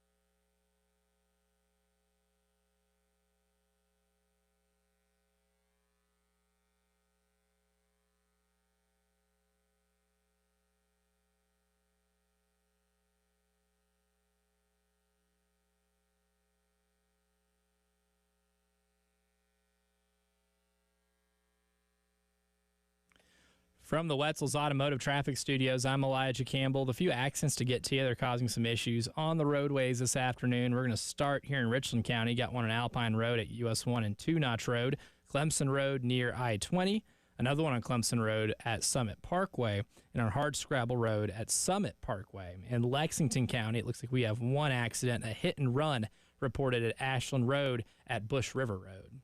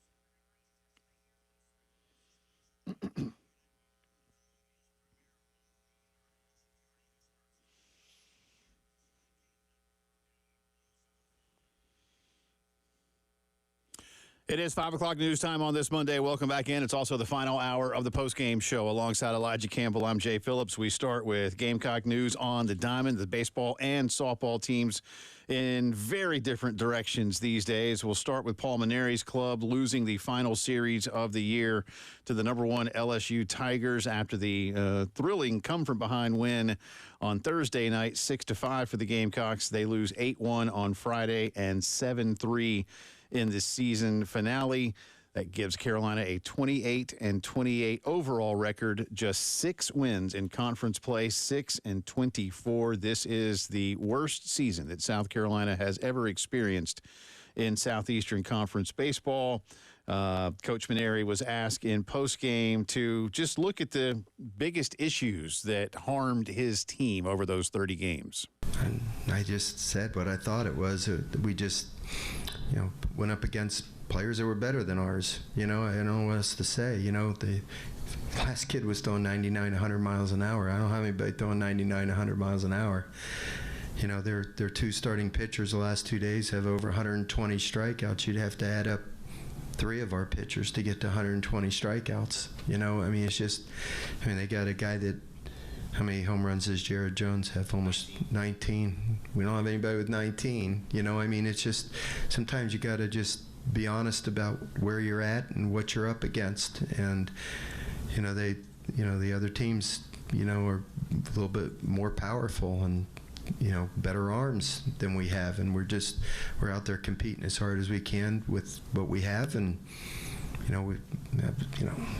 hey, I'm looking for positives. We did a good job in midweek games this year. We beat the number one team in the country one time. We had not a lot, but some games that were in the balance, and we just couldn't finish them off. And what can I say? We are what we are. We did the best we could, and now it's time to. Like I said, we have the SEC tournament, and then it'll be time to turn the page and. Try to get better. That's all we can do. And a reminder, Coach Maneri will be live with Elijah and me coming up in about 15 minutes or so. So we'll have more from Coach on how he's feeling, and we'll look at tomorrow night. The pitching matchups have been announced. We'll touch on all those things for you coming up in just a little bit. Meanwhile, South Carolina's softball team, the number 8 overall national seed, cruises through its regional here in Columbia. Ashley Chastain Woodard giving us, now they take on UCLA, mighty UCLA, who will actually be coming all the way across the country. This is an 8-9 super regional matchup. What does the first-year head coach think of what her team has done? Yeah, I don't know if I have words, to be honest. I'm just really proud of everyone that is involved with the program. It takes a village to do something like this, and it's a special group, and I'm really excited that we're going to be right back here a week from now. And, it's just a testament to really the belief that these guys had in everything we talked about from day one. And it's really hard to do. We play in the best conference in the country, and to put ourselves in a position to host and then to come through as the regional champs and then have an opportunity to go to Supers next weekend. It's just really special. It's hard to do, and I'm really proud of the staff, proud of the players, and then really everyone that's been involved every step of the way since last summer. So just I don't really have words. It'll probably take me through the summer to process it all. But right now we're just really focused on what's next, and being able to prepare, and just the opportunity to be together again another week is really special. Gamecocks currently 43-15. Again, UCLA coming to Columbia this weekend. Those games will be Friday and Saturday at 1 p.m. over at Beckham Field. If there's a game 3, it'll be on Sunday with a time to be determined by the NCAA, and I suppose ESPN will have something to say about that, at least in terms of. Mickey's in control. Yeah, pretty much. And ticket books are available for $55 at GamecocksOnline.com. It's a fun team, Get man. you the whole weekend. This is a fun team. You want to talk about someone or a team that's got that gene for excitement? Yep. Okay, they scored 16 runs this weekend, Jay Phillips. Including an 8-0 run rule win yesterday. To seal the deal. Yeah. How many of those runs do you think they scored with two outs? Ooh, I don't know this. Let's go the way you're asking it. 12. Oh, you're good. Hey. It's right at 12. Man, Jack Veltrick saw that on his Twitter feed. Can that count for one of my things? Not quite. Oh, come on, man. No, not quite. Because I didn't ask the internet, too. I mean, that's the thing. It's Jay Phillips versus the internet. If this was Jay Phillips versus air, like a basketball practice 5 on none. I should get a bonus. Then it would count, right? Bonus question. Yeah. Well, Extra credit. I can be bought off. I mean, everybody's got a price. I'm not above, being bought off in this competition here. And that goes for everybody on the internet, too. If you just want to float me money, I mean, I'll open up a business here to inflate your successes in this contest. But no, 12 of the 16 runs with 2 runners out. That's good. That's the clutch gene. You like it, and you're going to need it because UCLA. Dave, I've seen a bunch of things, but and I know Alan Cole had it. I got to go back and find it. Let's see if I can do it just really quickly here. But Alan had the stats on the things that UCLA leads the country in. So hang on one second. I'll get it. Pull that up. Some more fun stats from this weekend. They committed 0 errors in 3 games. Can win a lot of softball games that way. And shout out Jory Hurd on the mound, too. Pitched 8 2/3 innings over the weekend. Only gave up 1 single hit. Wow. You can't even see she gave up hits this weekend. She gave up hits. Not enough to necessitate an S at the end of hit. Alan Cole letting us know. Alan Cole, GamecockScoop.com. UCLA, let's see, is top 10 nationally in all of the following categories. Runs scored, runs allowed, batting average, home runs, OBP, slugging percentage, ERA, shutouts, strikeout to walk ratio, and fielding percentage. Pretty good. Top 10 in all of those things. And they have 52 wins. You might be asking yourself, wow, that's amazing. Why are they a 9 seed then? Because that strength of schedule in their conference got significantly worse when they left the artist formerly known as the Pac-12. RIP Pac-12. See, there's the thing that you don't, some schools, and I get it, softball's not going to make money like football and men's basketball. I get it. But these are the things, that you'll keep yourself totally, because otherwise UCLA's probably no worse than like the 3 seed. Exactly. But when it comes to fielding this type of tournament, these things are fielded by metrics. Yeah. And if you are not playing a strong conference strength of schedule, your metrics are going to fail a little bit. As good as the Big Ten is in a lot of sports, baseball and softball aren't necessarily their thing. Well, not something they're excelling in. Great opportunity for South Carolina. An enormous opportunity. Again, Friday and Saturday at 1 p.m. at Beckham Field. And again, more ticket info at GamecocksOnline.com. Meanwhile, the Atlanta Braves took 2 of 3 from the Boston Red Sox as we continue our integrated media headlines of the day. Atlanta now just 5 games back of the New York Mets, Elijah Campbell. 4.5 back of Philadelphia, who's won 3 in a row. But the Braves take 2 of 3. They're a game above 500.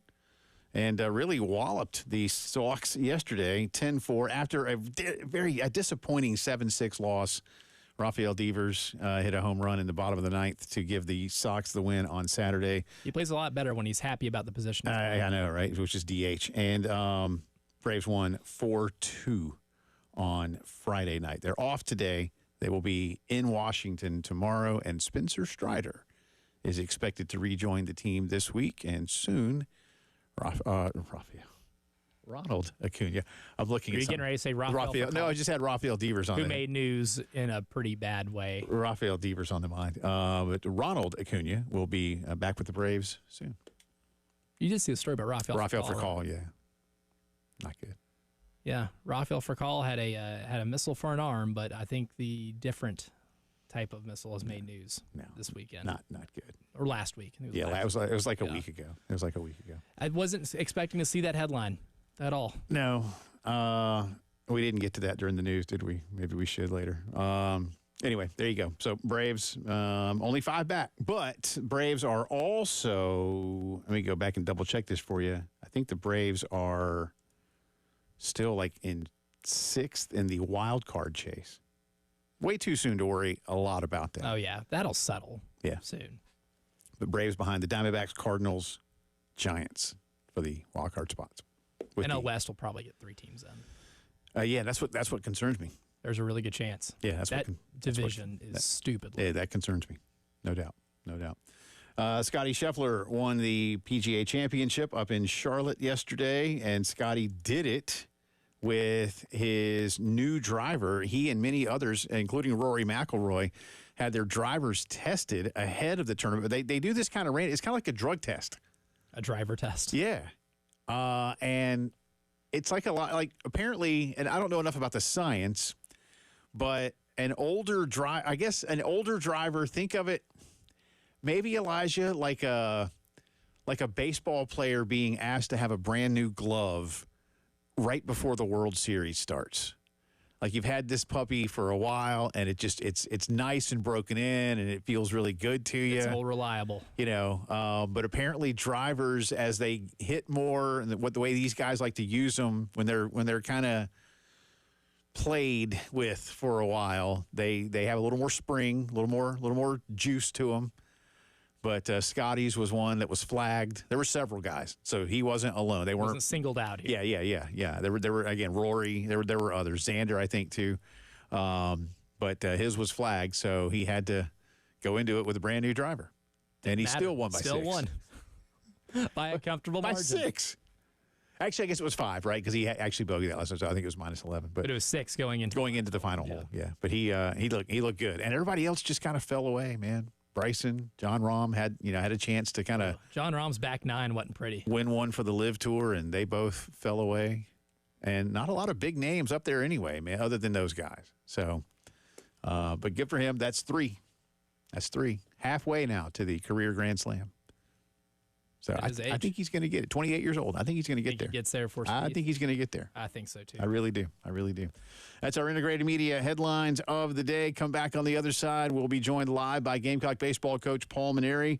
At least one more game to go, but it's against the Florida Gators, who are one of the hottest teams in the country. They just swept you in Columbia a few weeks back, and they have cracked themselves into the top 25 after being just 1-11 through the first 12 conference games. That's what the Gamecocks have tomorrow. We'll discuss that and more about the program with Coach Mainieri coming up.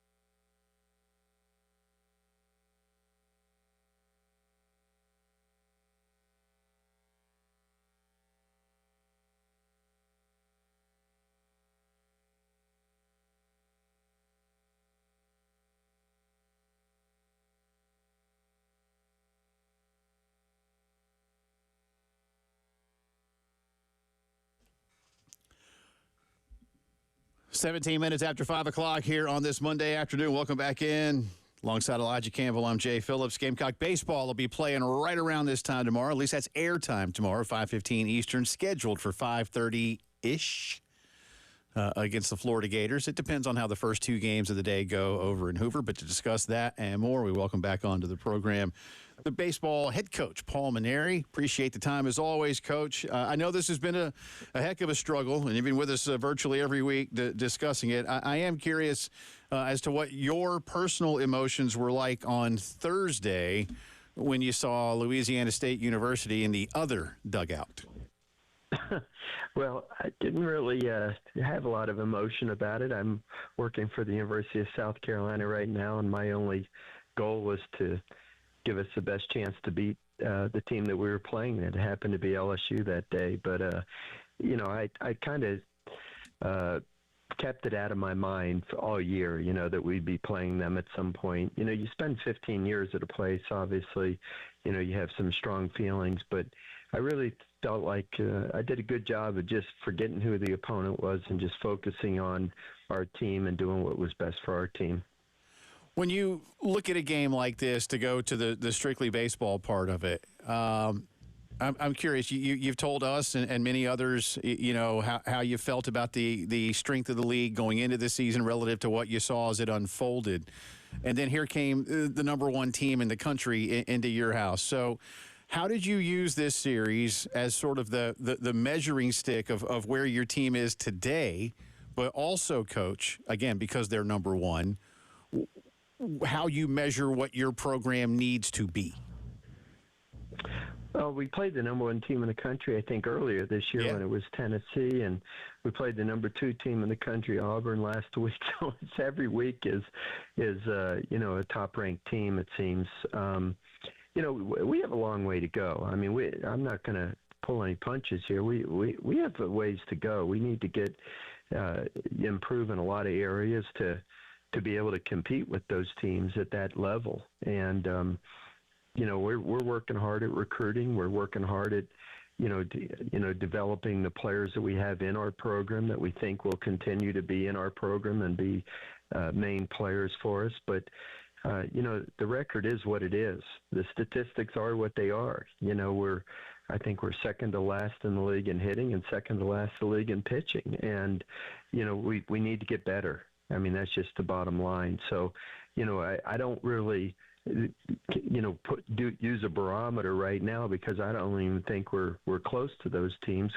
We have a long way to go. So we're out beating the bushes and working hard in recruiting and, going to try to upgrade our team in every possible way that we can. And like I said, continue to work with the players that are in our program that I think are part of our future. And, it's going to be a fun journey. We've got a ways to go, but sometimes, you have to almost get to the rock bottom before you can start to make the improvement to get the program where you want it to be. And I don't have any doubt we're going to get there. I've been through this before. When I coached at LSU the very first year, this is kind of the year we had. And, we had a great recruiting class. And the second year, even though we started slow, we played really well the second half of that second year and ended up making it to Omaha. And the third year, we won the national championship. So I can't promise that that's going to be the exact outcome here. But I know that we're going to get better, and next year will be a lot better than this year, and hopefully the year after that will even be better. So, my goal is just simply for us to restore this program to the level that we all expect it to be. But it takes time sometimes. Coach Paul Mainieri is on with us right now. And, Paul, you've coached as an opponent at Founders Park for some raucous environments, and even just your time, 15 years at LSU with opposing stadiums, and the impact of what a great environment in the ballpark can have on a game. This weekend, maybe not the most raucous of environments. I don't think it would qualify in that. But what's maybe the most important part about being able to get fans back into that stadium and pack it out and be able to have the type of showing that this program has been known to have over the years? Well, you have to win, and you have to show that you're worth supporting the program. Worth the fans supporting it. And I don't blame them for not coming to the games. We didn't have a great product on the field this year, and we're working hard to get it back to where it needs to be, so that the fans will feel it's worth their time and expense to come and support the Gamecocks. Hey, if I was a fan, I would want to support a winning team as well. So that's our goal. Our goal is to put the very best possible team that we can out there on the field, so that the fans will enjoy coming back to Founders Park and rooting on the Gamecocks and create that atmosphere. I've said that all along, that my goal was to fill the stadium again, and we didn't accomplish that this year. I don't blame the fans at all.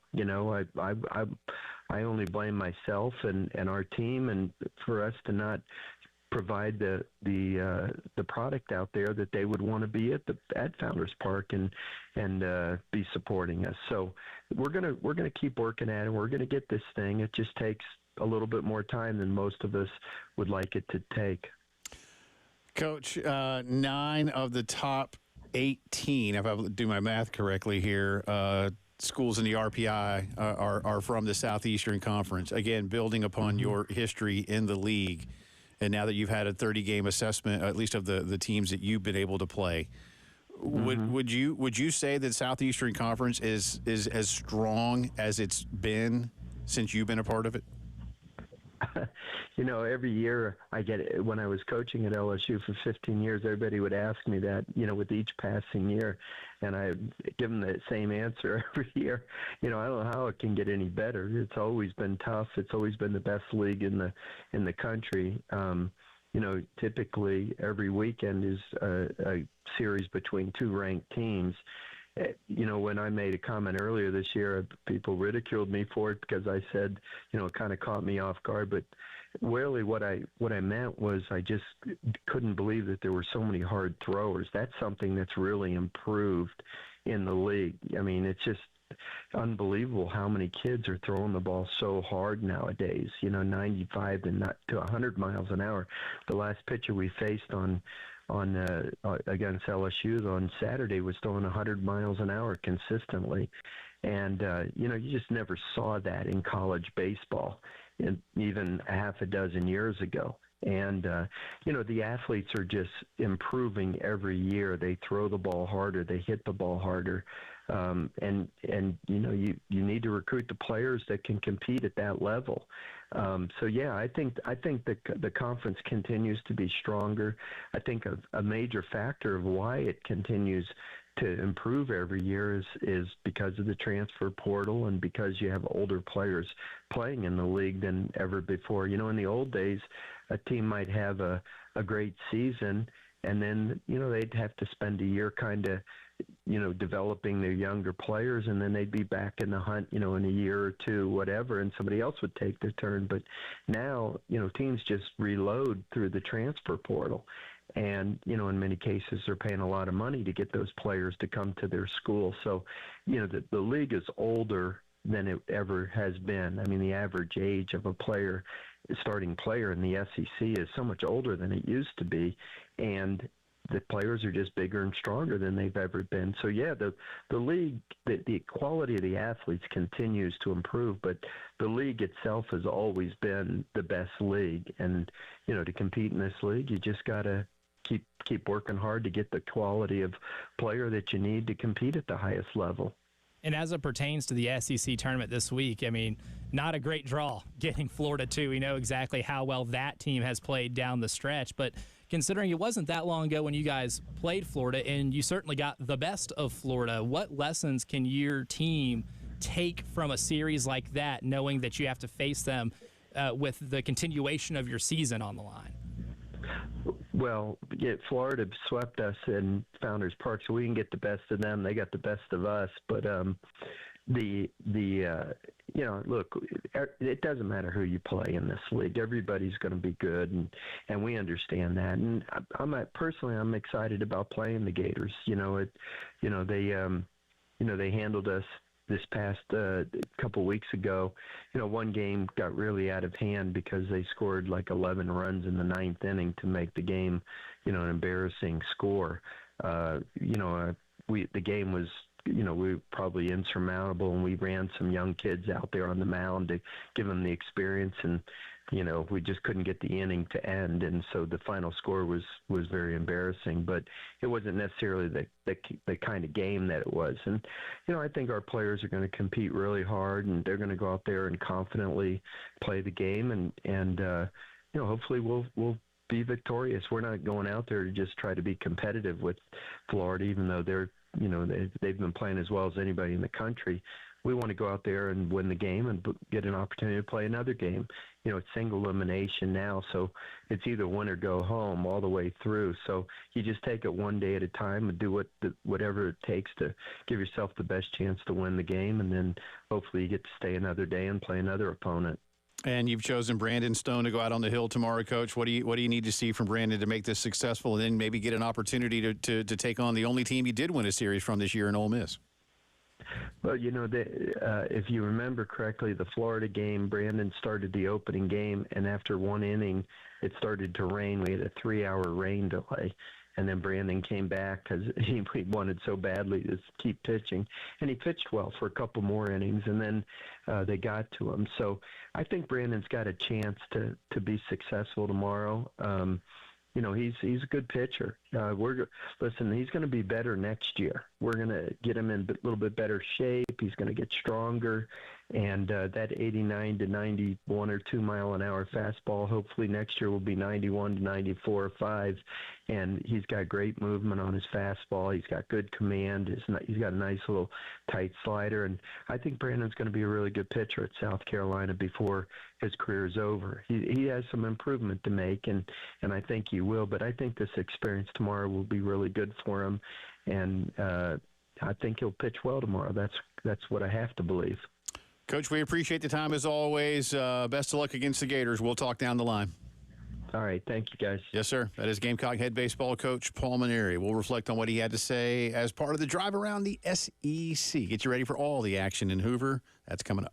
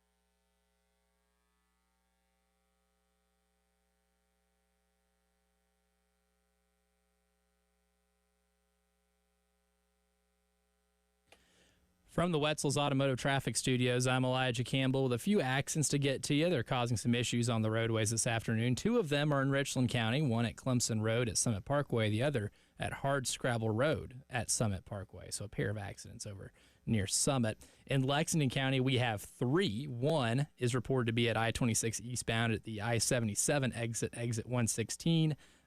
Another one at Two Notch Road at Highway 6 near South Lake Drive. And then lastly, one on US 378 near Hope Ferry Road and Tom Corley Place.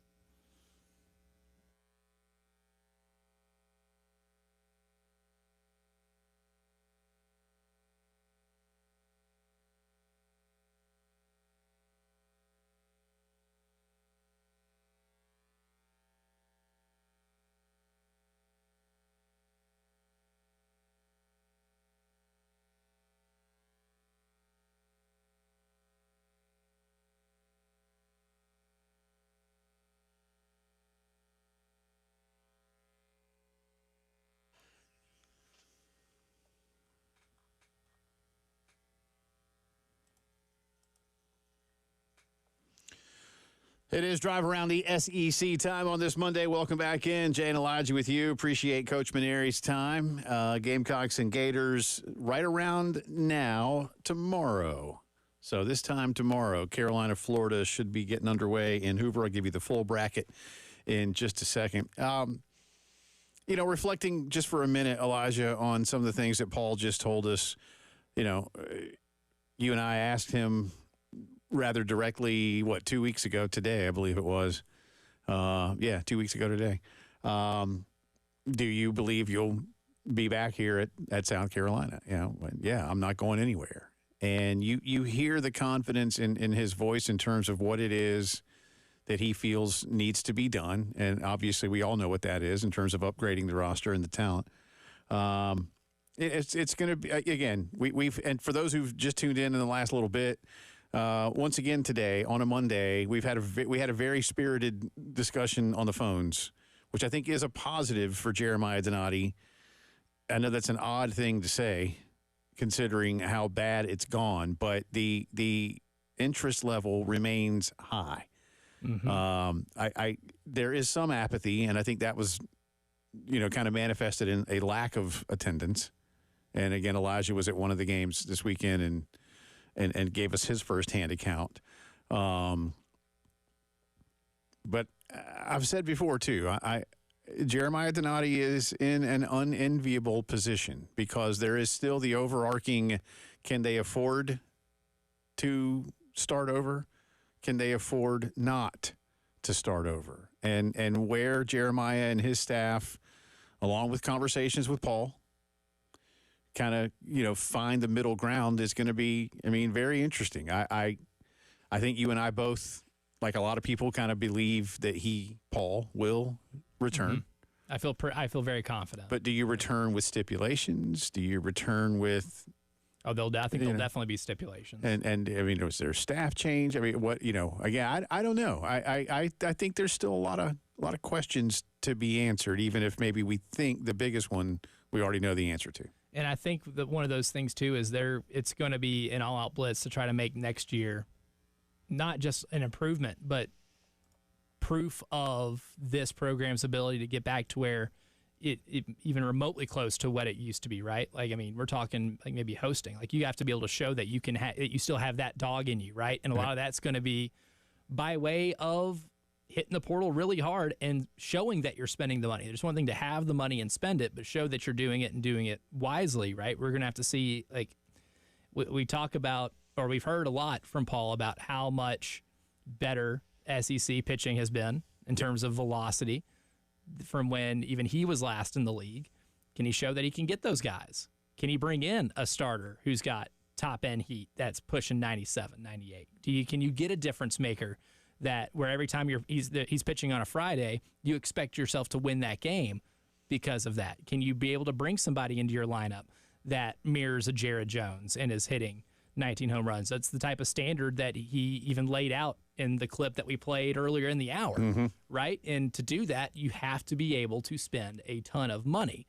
And I think with the position they're in, with the way the coaching contracts are, you wouldn't be able to spend that type of money for a new coaching staff if you're able to press the reset button, that $7 to $8 million reset button, and then have the money it would take to get a top-end coaching staff. The money for the players just might not be there. More than likely, it wouldn't be, right? So you're going to have, if you don't make that change, that's $7 to $8 million you can instead use to try to get this baseball program back to where it needs to be. We saw what Auburn did last year. So, like, when we're talking about the future next year, it's not impossible that it could be significantly better to where maybe next year you do host. It's not impossible in today's college baseball, right? It's not. But that just means there's a lot of work that has to be done behind the scenes as it pertains to just acquiring the roster necessary and being able to then develop those players too over the course of a year necessary enough to be able to do that. You have to be able to show that you can, or else those stipulations aren't going to be met, because I strongly believe there will be a lot of them. Yeah. I mean, I think the championship visits and all the, those numbers, years out on the wall help, but not like I think some people want them to, or like they used to. It's going to be, like I said, first things first. You got a game tomorrow, but then your athletics director has decisions to make, and how involved will he be in this? Because again, it shouldn't have gotten this low, but it did. Doesn't matter now whether it should or shouldn't have. It did. It did. And that's where we're at. Yeah. How do you fix it? And again, I don't know that Jeremiah 6 months ago, 7 months ago, 8 months ago, whenever it was that he first started looking at this job, thought he'd have to be in this pickle. Yeah. So, but that's life sometimes. Meanwhile, congratulations to the Texas Longhorns as we continue our drive around the SEC in their very first year in the Southeastern Conference. Do we have to congratulate them? Well, they won. It's nice. Yeah, it's polite. This is the South. That's true. It's polite. I'll give them a hat tip. Yeah. I mean, your mama would like you to say congratulations. So she would. But they finished 2 games better than Arkansas, who ironically swept them. So there's that. The only team to sweep them. I know, man. And Texas is like, ha, ha. Arkansas, who could be the number 1 overall seed going into the postseason. LSU finishes 3rd, tied with Vanderbilt, to Georgia, Auburn, Ole Miss. Let's see, Georgia 18-12. By the way, LSU 19-11, so was Vandy. Georgia 18-12. Auburn 17-13. Ole Miss 16-14, as was Tennessee and Alabama. Florida left for dead at 1-11 in conference play, finishes 15-15. Remarkable. Again, like, that's one of those teams right now you just don't want to play because of how well they're playing, and we saw what they did here in Columbia just a few short weeks ago, and that's who you're drawing as the number 10 seed in this tournament. Yeah. 14-4 since 1-11. State also left for dead and fired their coach. They are 15-15 and headed to the tournament. Oklahoma 14-16, Kentucky 13-17, A&M 11-19, the Gamecocks 6-24, Missouri rounds it out at 3-27. So this is how things shape up in Hoover. Tomorrow, game 1 is Missouri versus Alabama, 10:30 first pitch. Kentucky and Oklahoma go next, 2 o'clock scheduled first pitch. Gamecocks in Florida.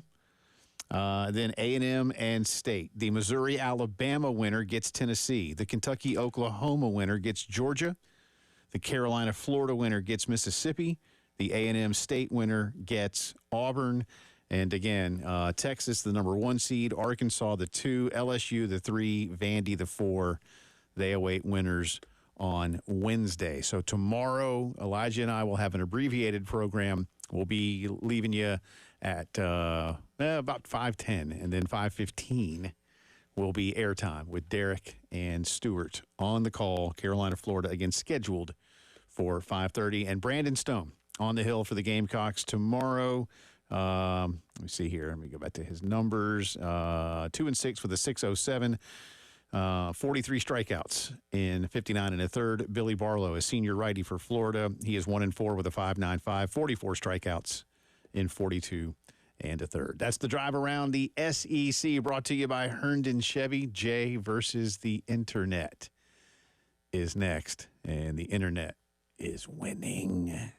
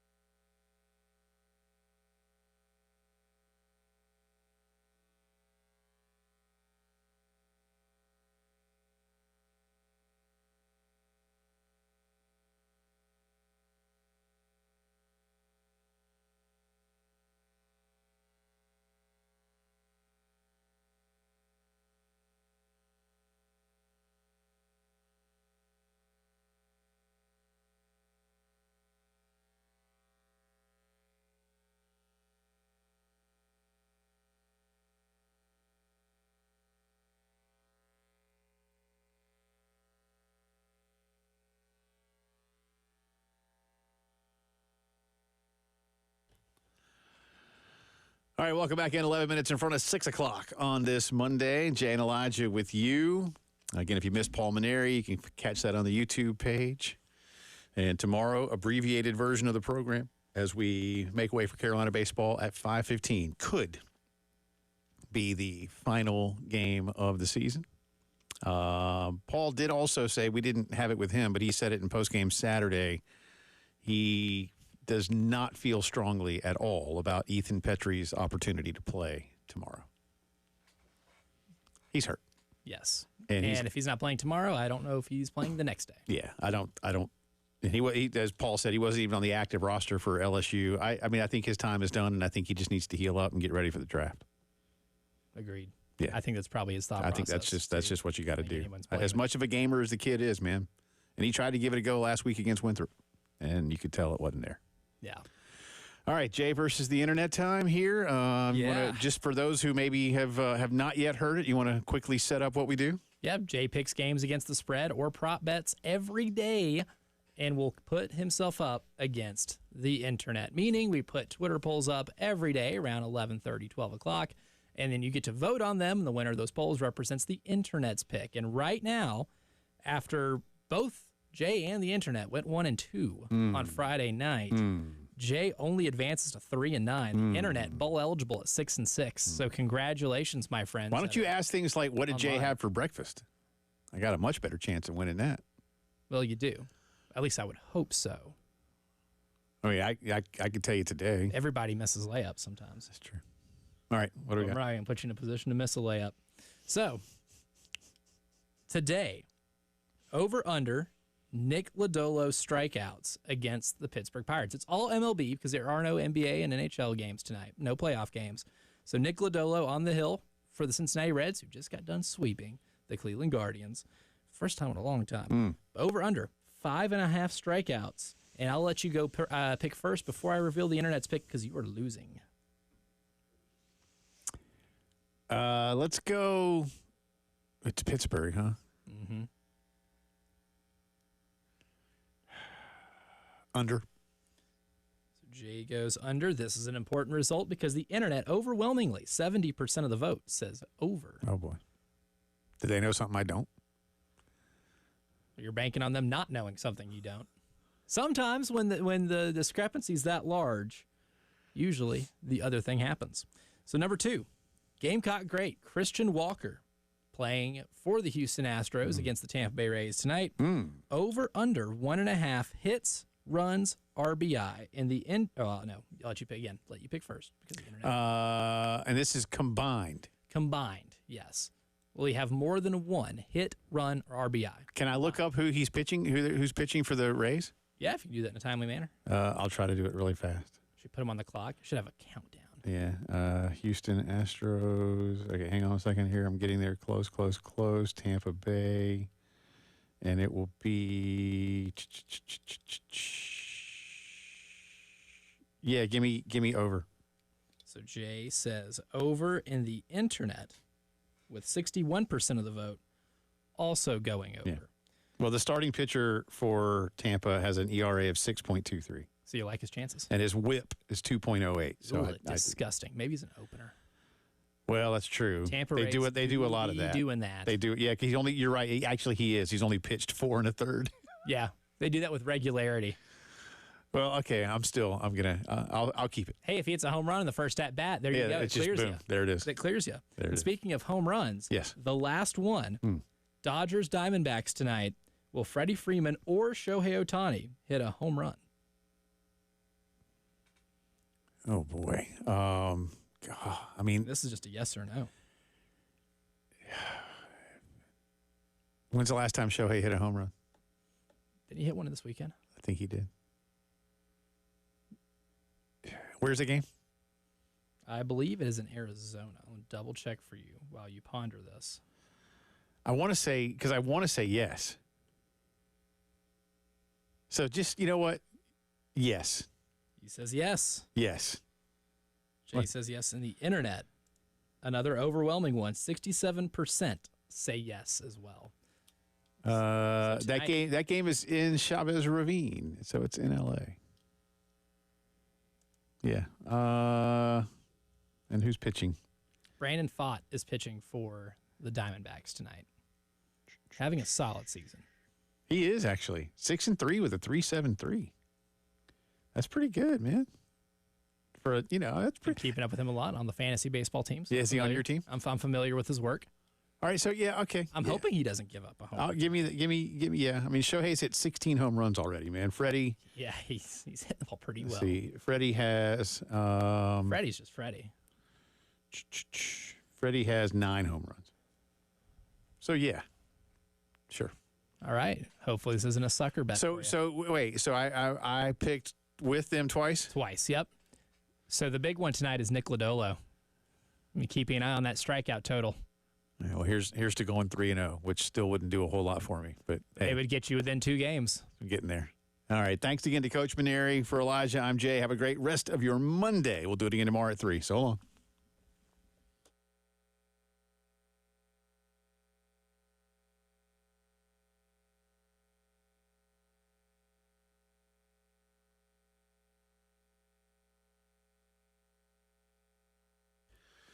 Love telling you about AAA Heating and Air. Love telling you about the fact that we now have in our house a brand new AAA Heating and Air system in the upstairs where my kids spend their time, and it was time.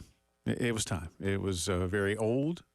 AAA had come and serviced it once. It kind of gave out. Not their fault. It's just old. I was kind of told, hey, we can probably do this for you. And then, and the girls were like, Dad, need something new. Took about 48 hours from start to finish. That's how quickly they can get it done for you. If you're worried about costs, don't be. With guaranteed financing options, comfort always within your budget. 12 months, no payments or interest, 15-year parts and labor guarantee, $1,500 system buyback rebate. Great people to work with. 803-677-1500. Roy and Dana Finley just want to make sure you and your family are nice and comfortable. They've done it for me. Tell them we sent you. 803-677-1500. AAA Heating and Air.